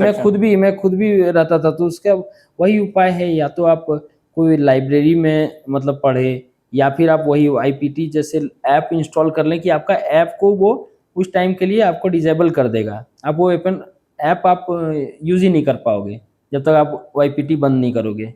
और आईपीटी में आपके मतलब कम्युनिटी में कोई बहुत सारे, नोटिफिकेशन वगैरह नहीं आएगा सब। हाँ, उसमें आप वो सब ब्लॉक कर सकते हैं और मतलब कुछ इमरजेंसी आ सकता है, जैसे आप उसमें कॉल्स हैं, उसको आप रख सकते हैं, ठीक है? उसको भी अगर उसका पता नहीं, अगर कॉल के लिए तो वैसे भी साइलेंट है, एयरप्लेन मोड है। अब बताएँ, अगर आप एक्सक्यूज़ ढूँढने जाएँगे तो एक्सक्यूज़ तो तो बहुत सारा मिलेगा, बहुत या फिर सारे। अगर रास्ता ढूँढना चाहिए, मोबाइल स्विच ऑफ कर दीजिए। अगर आपको वैसा कुछ भी ऐसा इम्पोर्टेंट चीज़ आपकी लाइफ़ में ऐसा 2 घंटे या 4 घंटे में नहीं हो जाएगा, अगर आप मतलब वही है मतलब एक चीज़ बोला है कि मतलब आप ज़्यादा मतलब लग्ज़री में आप अगर सब चीज़ चाहते हैं तो फिर आपके लिए नहीं है। मुश्किल है। बिल्कुल। Right, right. हुँ। इंटरव्यू पे आते हैं, जी। कैसा मतलब फील होता है जब पीटी के बाद फिर मेंस, मेंस के बाद जब इंटरव्यू लिस्ट पे आपका नाम होता है, क्या चलता है दिमाग में? इंटरव्यू के लिए मैंने इससे पहले भी बहुत सारा इंटरव्यू दिया। मेरा अभी रिसेंटली एक एग्ज़ामिनर पेट मतलब लास्ट ईयर सेल का भी इंटरव्यू दिया था, तो इसमें भी सिलेक्शन हो गया था, ठीक है? उससे पहले मैंने एक ये एग्ज़ामिनर पेटेंट करके एक लेवल 10 का होता है, ग्रुप ए सर्विस है वो सेंट्रल गवर्नमेंट का, तो उसमें भी इंटरव्यू दिया था, तो उसमें भी अच्छा मार्क्स आया था मेरे को।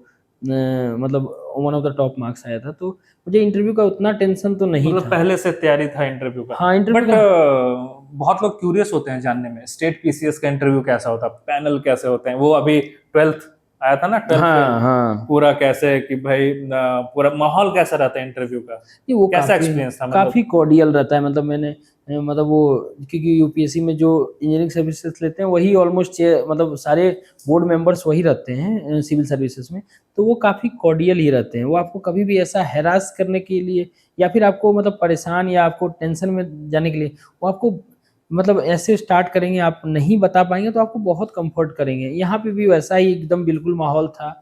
मेरा जमाल अहमद सर का बोर्ड था, ठीक है? अच्छा। तो मतलब लास्ट टाइम भी मेरा जमाल अहमद सर का ही बोर्ड था। अच्छा, सेम। हाँ, सेम इस बार भी वही बोर्ड था। पहचाने आपको?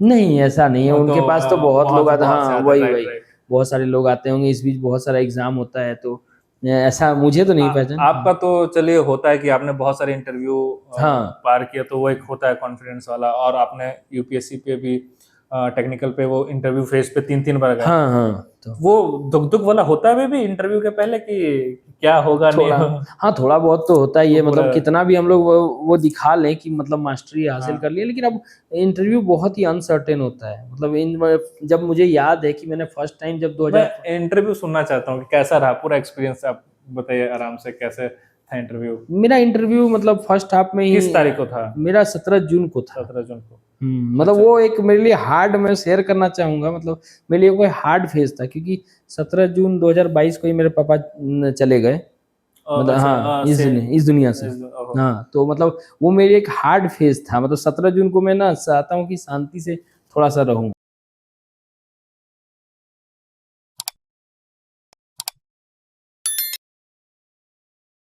अच्छे से ही टेस्ट करवाते हैं हम भी। तो हम मतलब इंटरव्यू में गए, वहाँ पे हमारा मतलब एक टोकन दिया गया, ठीक है? उसके बाद टोकन उसके बाद मोबाइल फ़ोन्स अलाउड नहीं होता है अंदर ले जाना। बैग्स वगैरह अलाउड रहते हैं, बट वो आपको फिर ऊपर ले जाने के टाइम में आपको रख देना होता है। तो फिर से आपको एक कोड देते हैं, वो आपको फिर आपको ऊपर जाने पे लगभग पता चलता है, उस समय भी पता नहीं चलता है। आपको एक नंबर देते हैं, एक कोड, इस बार, पिछले बार तो न्यूमेरिक कोड था, जैसे मेरा पता नहीं 55 या 58 था, इस बार बहुत लंबा-सा कोड दिया था, वो अल्फ़ा न्यूमेरिक था। अच्छा, अच्छा। तो वो कोड दिए थे, तो उसके बाद हमारा नंबर आया, तो उससे पहले नंबर आने से पहले जो मतलब नंबर हमारा आने वाला था, तो हमें वहाँ पे एक चेयर में बैठाया गया, तो फिर उसके बाद बोला कि आप वेट कीजिए। तो फिर दूसरे लोग का हुआ, उसके बाद 2 मिनट 3 मिनट का लोग अपना डिस्कस करते हैं, मार्क्स वगैरह या फिर कुछ करते होंगे, डिस्कशन करते हैं, उसके बाद हमें बुलाया गया। तो हमें बुलाया गया, तो मतलब जो भी फॉर्मल विशिंग होता है, विश किया हमने। तो उसके बाद उन्होंने फिर क्वेश्चन्स पूछा। पहले मतलब अच्छे से मतलब सारा कुछ मेरे को कि आप कहाँ से हैं? मतलब स्कूलिंग कहाँ हुआ है? अभी क्या कर रहे हैं? इसके बाद उन्होंने क्वेश्चन पूछना स्टार्ट किया, मतलब मेरे शहर के बारे में पूछा। तो थोड़ा-सा इंटरव्यू मतलब मेरे थोड़ा प्रेडिक्शन के यूज़ टू करने के ने, लिए। हाँ, मतलब लेकिन इंटरव्यू मेरा थोड़ा प्रेडिक्शन से बाहर इस बार था, मतलब जिस तरह मैंने सोचा था उस तरह इंटरव्यू, मतलब वो सब टॉपिक्स नहीं पूछे गए, ना जॉब से इस बार नहीं पूछा गया, ना मेरे टेक्निकल बैकग्राउंड से कुछ पूछा गया। इस बार मतलब मेरे शहर के बारे में पूछा गया, क्यों फेमस है मेरा शहर अच्छा, मधुपुर। क्या बताएँ, बता दीजिए दर्शकों को मधुपुर मधुपुर को किस मैंने लिए फेमस बताया है? था कि मधुपुर को बताया था कि जब कोलकाता में मतलब इंडस्ट्रियल डेवलपमेंट हुआ था, बहुत ज़्यादा वहाँ हीट हो गया था, तो मतलब उस समय जो वहाँ की पॉपुलेशन थी वो मधुपुर आती थी, यहाँ पे वो लोग घर भी बनाए, और लोग समर, एक तरह से समर उन लोग को मतलब यहीं पे उनका बीतता था। एक वो यहाँ पे कूल एंड काम वेदर था। हुँ। दूसरा मैंने बताया था कि यहाँ पे कम्युनल हार्मनी बहुत अच्छा है मधुपुर में। मतलब डिफरेंट रिलीजन और डिफरेंट लोग रहते हैं, बट यहाँ पे कम्युनल वायलेंस और मतलब वो लोग मिल-जुल के रहते हैं।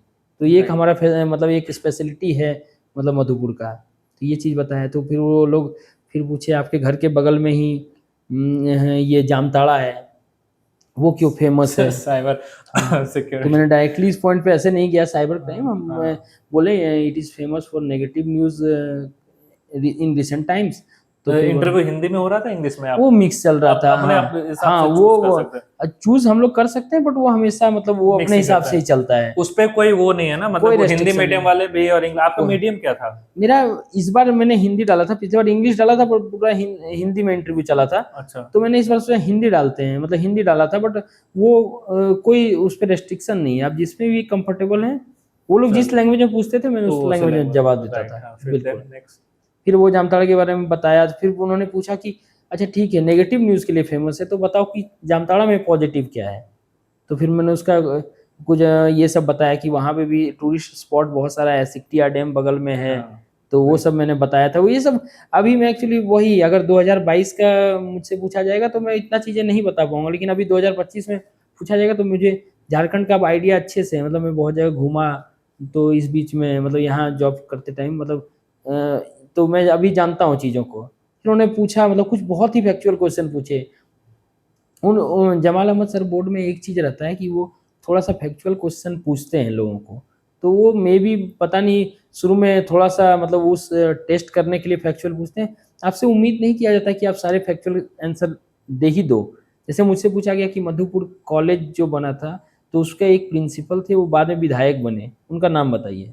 अच्छा। तो अगर इस क्वेश्चन को पूछा जाए तो मतलब 99% मधुपुर के लोग नहीं बता पाएँगे, 1% कोई बता पाएगा पता हाँ, नहीं। हाँ, हाँ। क्योंकि हम जहाँ तक याद है मुझे मधुपुर कॉलेज 1906 या 1866 में बना है मतलब। उस हाँ, समय बहुत से पहले। इतने सारे प्रिंसिपल आएँगे, कौन कौन? विधायक मतलब हमको नहीं मैंने बोला sorry sir I don't know. तो फिर वो आगे बढ़ गए, फिर उन्होंने मिशन शक्ति के बारे में पूछा, वीमेन एम्पावरमेंट में, फिर किसी उन्होंने सावित्री बाई फुले किशोरी योजना के बारे में पूछा। फिर उन्होंने पूछा कि मतलब हमारे कॉन्स्टिट्यूएंसी में एमएलए कौन है, ठीक है? उनको कौन-कौन अगर वो मंत्री हैं तो उनका पोर्टफोलियो पूछ दिया कि उनको कौन-कौन सा पोर्टफोलियो मिला हुआ है। फिर उन्होंने पूछा उन्होंने फिर ये पूछा कि हाँ, उन्होंने फिर कास्ट सेंसस के बारे में पूछा कि कास्ट सेंसस पे आपका क्या ये व्यू है?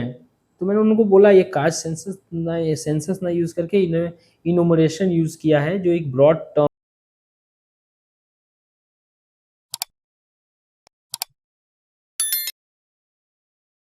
एक दूसरे मेंबर थे उन्होंने फिर वहाँ से कैरी किया, उन्होंने पूछा कि आप मतलब ये कास्ट डिस्क्रिमिनेशन में कास्ट में बिलीव रखते हैं या नहीं रखते हैं, ठीक है?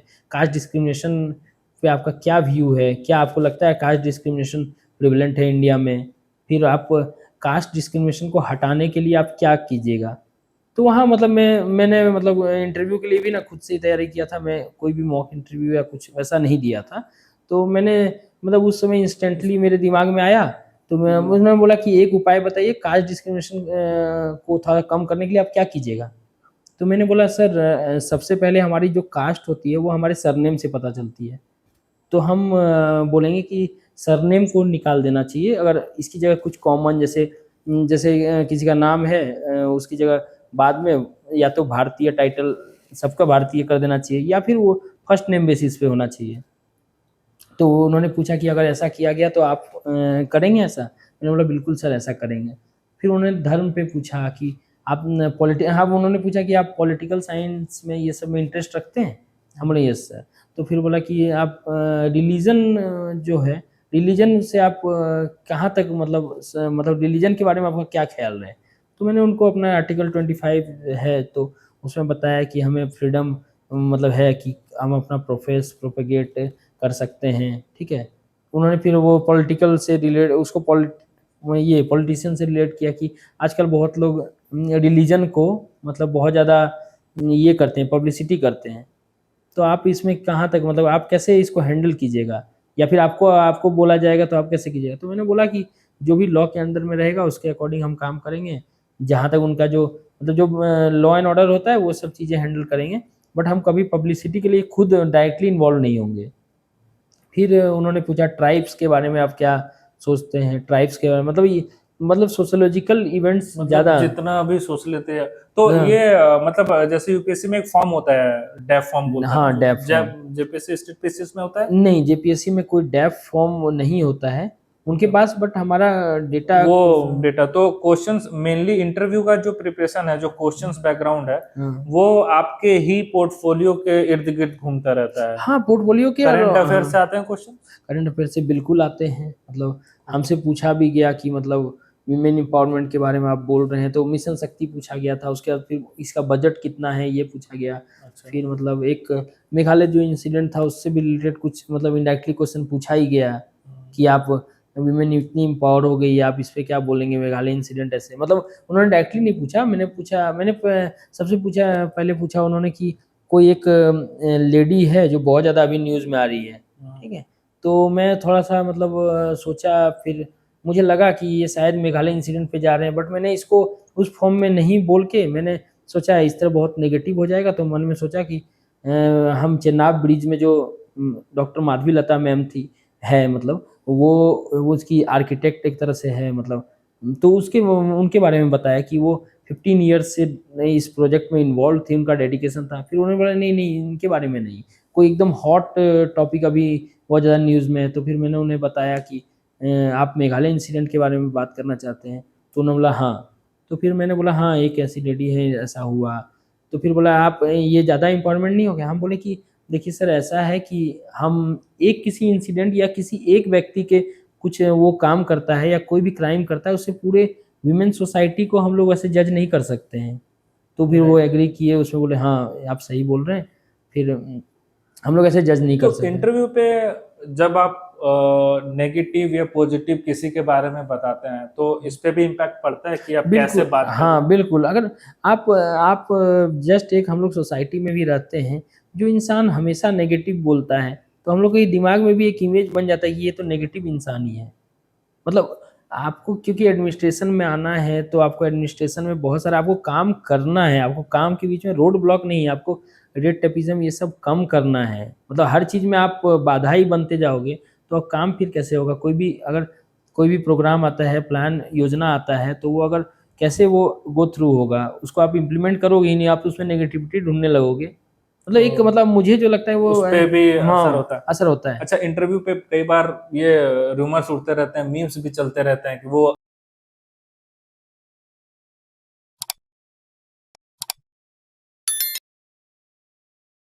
सेक्शन की ग्लास पानी साफ है, इस तरह का कुछ होता है? कुछ जोक्स ऐसा कुछ होता है, फनी मोमेंट या ह्यूमरस कुछ? पता नहीं, मैंने मतलब जहाँ तक मुझे याद आ रहा है कि मतलब मैंने 8-9 इंटरव्यू आज तक दे दिया है। मतलब मेरे साथ तो ऐसा कभी नहीं हुआ है, मतलब ऐसे कैसा हाँ, वो ऐसा मेरे साथ तो नहीं हुआ है। कि इंटरव्यू में ऐसा कुछ ऐसा एब्सर्ड क्वेश्चन तो नहीं पूछा गया है। हाँ, हाँ। तो वही है। फिर इंटरव्यू खत्म, उसके बाद नहीं, इंटरव्यू मतलब उसके बाद भी चलता रहा, मतलब फिर वही सब पूछा। बहुत सारे क्वेश्चन और भी एक जहाँ तक मैं जान पा रहा हूँ, क्योंकि और भी एक सीनियर आईएएस तो थे। ऑप्शन आपका ऑप्शन से क्वेश्चन है तो ऑप्शनल सब्जेक्ट से नहीं, मेरा कितना इम्पोर्टेंस मतलब है? यहाँ मतलब ऑप्शनल मैं वो बता दूं, जैसे आपका ऑप्शनल सब्जेक्ट क्या था? यहाँ ऑप्शनल नहीं होता है, यहाँ पे एक लैंग्वेज पेपर आपको सेलेक्ट करना पड़ता है। Language paper. हाँ, मेरा लैंग्वेज पेपर खोटा खोटा था। हाँ, मतलब ऑप्शनल भी उसको हाँ, ऑप्शनल भी कई बोल लोग सकते हैं। बोलते हैं। हाँ, हाँ। तो इंटरव्यू में लैंग्वेज पेपर से कितने क्वेश्चंस रहते हैं? उसका कोई इम्पैक्ट है? जैसे आप जो भी लैंग्वेज पेपर लेके रखे हैं उससे रिलेटेड क्वेश्चंस? बहुत सारे बोर्ड में बिल्कुल पूछा जाता है। हमारे बोर्ड में हमसे नहीं पूछा गया। बहुत सारे बोर्ड में पूछा जाता है, जैसे खोटा के गीत या फिर खोटा में अपना इंट्रोडक्शन देने बोलते हैं। झारखंड के बारे में खोटा में बोला जाता है। आपसे आपसे कोटा में कुछ नहीं, ऐसा? हमसे कुछ भी पूछा नहीं गया। खोटा से कुछ भी नहीं पूछा आपसे? नहीं, खोटा से इंटरव्यू में कुछ नहीं पूछा गया। अच्छा अच्छा, हाँ, लैंग्वेज पेपर से। हाँ। हाँ, चलिए। जी। फिर वो मोमेंट बताइए जब नाम दिख गया ऊपर, मुझे नाम नहीं दिखा, कि मुझे पता तो चला होगा ना हाँ, रिजल्ट पे? रिजल्ट इस किनको बार पता चला घर में? आप सबसे पहले देखे, कोई आपको बताया? नहीं, मुझे मतलब ना फ़ोन आया था मुझे, रिजल्ट मुझे लगता है 3 बजे सुबह के आसपास आया है। मैं अच्छा, सोया हुआ था, मतलब 5:30 बजे मेरे एक दोस्त का कॉल आया। सुबह। हाँ, उसने उसने भी एग्ज़ाम दिया था, ये इंटरव्यू दिया था। तो उसका जब कॉल आया तो मुझे समझ में आया कि शायद रिजल्ट आ गया और शायद मेरा नाम होगा, इसलिए कॉल करा, मतलब क्योंकि शायद, हाँ, अच्छा शायद में ही था, उस अच्छा समय अच्छा शायद में अच्छा ही था। अच्छा। और मैंने मतलब मतलब नींद में ही मतलब उसका कॉल उस समय उठा भी नहीं पाया, तो मैंने सबसे पहले जेपीएससी का साइट देखा।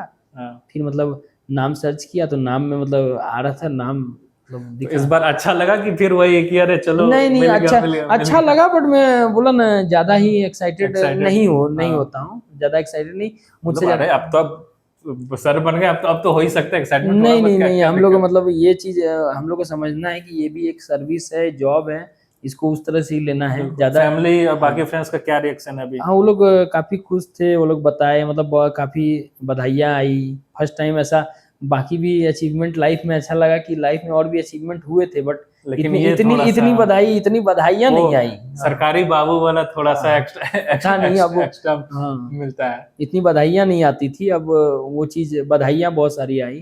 तो ठीक है, फैमिली खुश थी। हाँ, मैं तो अभी यहीं पे मतलब जॉब ही कर रहा हूँ, तो मतलब तो अभी अभी तो मिलना बाकी है ना, फिर ट्रेनिंग हाँ, वगैरह है? अभी तो फैमिली से मतलब वही है, मतलब तो अब फैमिली। मिले कि नहीं फैमिली से? अभी आया सब? नहीं, कोई फैमिली से अभी नहीं बस मिले हैं। फोन पे ही अब फ़ोन में ही हुआ सबसे है? बात हुआ, बस एक अभी फिर जाएंगे तो फिर थोड़ा सा हाँ, फिर सेलिब्रेशन बस होगा। एक बेटर आपके साथ हैं बस अभी। हाँ, हाँ। तो मैम का क्या रिएक्शन था वो बताइए, जब हाँ, रिजल्ट बताए, आप बताए उनको कि उनको कहीं से पता नहीं चला? हम बताएं, हम ही बताए थे अच्छा। इनको। ठीक है। मैंने इनको मतलब जगाया, फिर इनको बोला कि क्या, मतलब जगाया, फिर इन्होंने पूछा क्या हुआ है, कुछ नहीं। मैंने बोला जेपीएससी में नाम आ गया है। ठीक अच्छा, है। तब हाँ। तो नींद अचानक से टूट गया होगा कि हाँ हाँ, खुल फिर मतलब कि हाँ मेरी मदर लोग कॉल वो हंस करके। रही है पीछे में बैठ के, खुद खुश हो रही है। हाँ, उनको अच्छा ही लगा उनको। हाँ, ये मतलब इनको भी सिर्फ इंटरव्यू का पता, मतलब इनको भी इंटरव्यू का। मतलब ऐसे डिस्कशन होता था कि हाँ इंटरव्यू कैसा गया, नहीं गया, क्या मतलब क्या इंटरव्यू नहीं जाने के नहीं बाद ना, इंटरव्यू अच्छे से जाने के बाद ऐसा लगता है, फील होता है कि हाँ ठीक ठाक गया, आ जाना चाहिए, ऐसा कुछ? नहीं, बहुत टाइम ऐसा मतलब ये, क्योंकि ये सब बहुत ही सिचुएशनल क्वेश्चन थे। मतलब ये सब इन पे कोई सही आंसर गलत आंसर, जैसे कभी क्या होता है ना कि फैक्चुअल क्वेश्चन पूछा जाए तो उनके सही आंसर गलत आंसर पता चलते हैं, बट ये सब सिचुएशन बेस्ड क्वेश्चन थे, तो इनमें पता नहीं चलता है कि मतलब, तो एग्जाम मतलब इंटरव्यू के बारे में पता नहीं था कि मतलब कैसा है। खुद अपना पैरामीटर नहीं मतलब वो निकाल हाँ, सकते कि क्या हुआ नहीं हुआ। बट एमसीक्यू मतलब रिटन एग्जाम मेरा अच्छा गया था। एमसीक्यू ऑलमोस्ट मेरे 72 to 73 सही थे 80 में। अच्छा। तो इस बार मतलब वो का मतलब अच्छा मार्क्स कहा जा सकता है, क्योंकि बहुत कम लोग को मैंने सुना कि 70 क्रॉस कर रहे। पिछले बार 70 बहुत लोग क्रॉस कर रहे थे, मेरा पिछले बार 62 ही सही था। तो इस बार वो एक एज देगा, बाकी आंसर्स भी मैंने इस बार अच्छे से लिखे।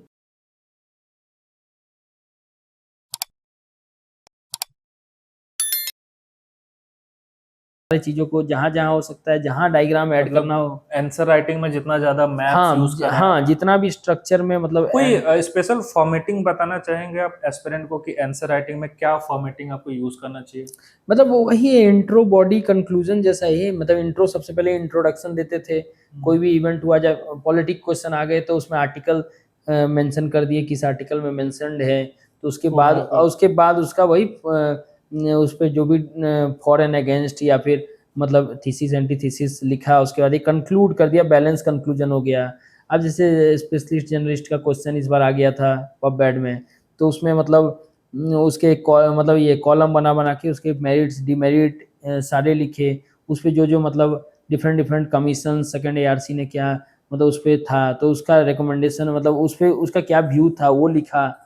तो वो वैसा ही मतलब डायग्राम्स जहाँ ऐड हो सकते थे, इकोनॉमी में जहाँ डेटा ऐड जितना हो ज्यादा सकता था वहाँ ऐड किया था मैंने। डायग्राम ऐड कर सकते हैं। हम्म। राइट।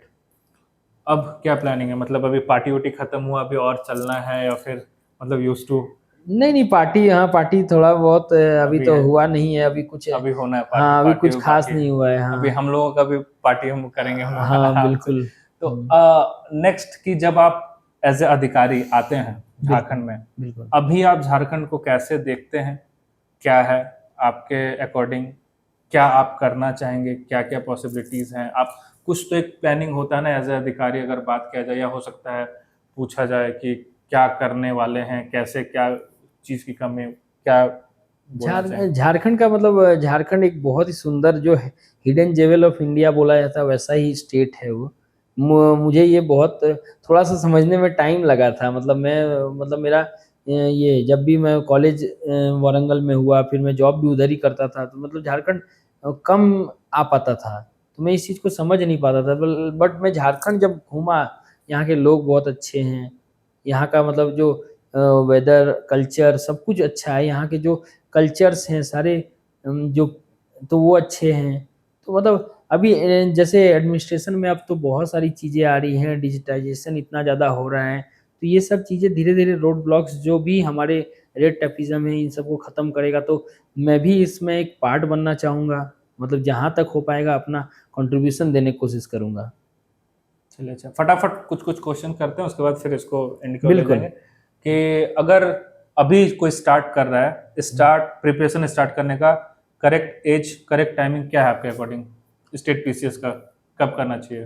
करेक्ट एज जो मिनिमम एज है 21 ईयर, उससे भी आप कर सकते हैं। और अगर कोई लोग हैं जो मतलब ज़्यादा कुछ एज क्या बोलूँ मैं, मतलब जब जो लगता है जिन बहुत बार ऐसा फील भी आता है कि मतलब मतलब हमारे। किस, चलिए और इजी करते हैं, कौन से क्लास के बाद, अगर आप स्टेट पीसीएस और अगर आप दिमाग में ठान लिए कि स्टेट पीसीएस या तो फिर यूपीएससी करना है, तो किस क्लास से स्टार्ट कर देना चाहिए आपको प्रिपरेशन? ये बिल्कुल ये सब्जेक्टिव क्वेश्चन है, क्योंकि इनका जैसा बैकग्राउंड है, अगर जिन किन्हीं को 11th क्लास में रियलाइज हो गया, किसी को 12th में रियलाइज हो गया, किसी को ग्रेजुएशन में रियलाइज हुआ, किसी को ग्रेजुएशन के बाद रियलाइज हुआ, जब रियलाइज मतलब हो जाए तब ही उसको स्टार्ट कर देना चाहिए। कोर पॉइंट्स बिफोर प्रिपरेशन क्या होना चाहिए कि आप प्रिपरेशन स्टार्ट, जैसे हमने पहले भी डिस्कस किया कि आप किन किन चीजों को ढूंढिए या किन किन चीजों को आप पॉइंट आउट कीजिए सो दैट कि लगे कि नहीं आप कर सकते हैं। मतलब एक होता है ना कि जब आप स्टार्टिंग करते हैं तो आप सबसे पहले तो सिलेबस देखिए, और जो सबसे बेसिक सोर्स है एनसीईआरटी है, आप एनसीईआरटी थोड़ा पढ़ के देखिए। अगर आपको इंटरेस्ट उसमें जाग रहा है, आपको लग रहा है कि हाँ ये एनसीईआरटी हमको समझ में आ रहा है, हिस्ट्री समझ में आ रहा है, पॉलिटी हमको समझ में आ जा रहा है, करंट इवेंट्स अगर आपको फैसिनेटिंग लग रहे हैं कि अच्छे लग रहे हैं, और आपको मतलब, और अगर आप उससे भी आगे ज़्यादा इंथुजियास्टिक हैं, तो अगर आपको एडमिनिस्ट्रेशन के कुछ पार्ट अगर आप देख पाते हैं, वो विजिट करते हैं, आपको वो अगर फैसिनेट करता है तो आपको आना चाहिए। और आपको ज़्यादा अटेम्प्ट इसमें नहीं लेना चाहिए। हमको लगता है कि अगर आपको वो लग्जरी है कि आप कितना भी अटेम्प्ट ले सकते हैं, मतलब आपको फाइनेंशियली आपका फैमिली ऐसा सपोर्ट करता है, तो फिर उस केस अलग है। बाकी केस में अगर आपको 2 अटेम्प्ट्स 3 अटेम्प्ट्स लेके आपको अगर आपसे 2-3 अटेम्प्ट्स में बार-बार वही मिस्टेक्स हो रहा है, तो आपको एक ब्रेक लेके अपना मतलब अल्टरनेट करियर चूज करके साथ में फिर बाद में अगर फिर भी आपको फैसिनेटिंग लग रहा है कि नहीं करना ही है, तो आप एक अल्टरनेट करियर लेके फिर से आप इसमें लग जाइए। राइट। और एस्पिरेंट जो तैयारी कर रहे हैं क्या क्या उनको गाइड करना चाहेंगे? गाइडेंस मतलब स्टडी मटेरियल, सोशल मीडिया, क्या पढ़ना है क्या नहीं पढ़ना, शॉर्ट में कि क्या क्या कोर।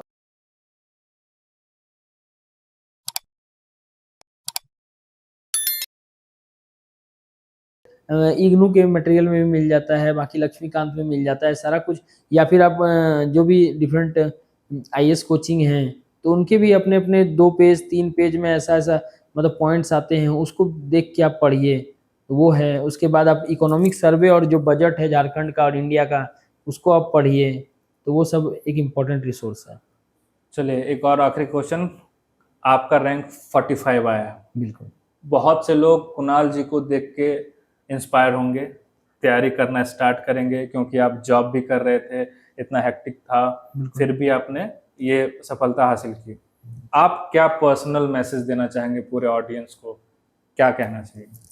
पर्सनल मैसेज बस यही देंगे कि आप अगर मतलब वही है कि आप जिस चीज़ को चाहते हैं, अगर उसको करना चाह रहे हैं, तो आप डेफिनेटली आपको करना चाहिए। एक अच्छा ही आप उसमें आपको रिजल्ट का ज़्यादा नहीं सोचना चाहिए। आप लेकिन वो है कि सेल्फ चेक भी करते रहना, ये नहीं कि विदाउट आप मिस्टेक्स को सुधारे आप बार-बार एग्ज़ाम दिए जा रहे हैं, वो भी बहुत गलत है। मैंने इंजीनियरिंग सर्विसेज जो दिया था, उसमें बार-बार मैंने वही मिस्टेक किया, मैं प्रीवियस ईयर नहीं बनाता था, मैं फिर से वही गलती कर के बार-बार जाता था। तो लेकिन अब वही है, धीरे-धीरे आपको एक्सपीरियंस तो सीखेंगे, बट उस एक्सपीरियंस का यूज़ आप कितना करेंगे लाइफ में, वो एक इम्पोर्टेंट फैक्टर है। और एट द लास्ट हम यही बोलेंगे कि सबसे पहले हम लोग को एक बेटर ह्यूमन बीइंग बनना है, समझे? सबसे पहले हम एक बेटर ह्यूमन बीइंग बनेंगे, वो ज़्यादा इम्पोर्टेंट है। बाकी तो हम कुछ कर ही जाएँगे। बिल्कुल। चलिए आपसे बात करके बहुत-बहुत ठीक अच्छा है, लगा हमें भी कुणाल बहुत जी, अच्छा ठीक है, लगा, आशा धन्यवाद। करते हैं कि जी। फिर से एक बार कभी आराम से बिल्कुल, कभी मौका मिला तो सिलेबस और इन सब पे डिस्कशन बिल्कुल, करेंगे, बिल्कुल। कैसे हाँ, हाँ। प्रिपरेशन करना चाहिए। चलिए बहुत-बहुत शुक्रिया। थैंक ठीक है, यू। Thank you so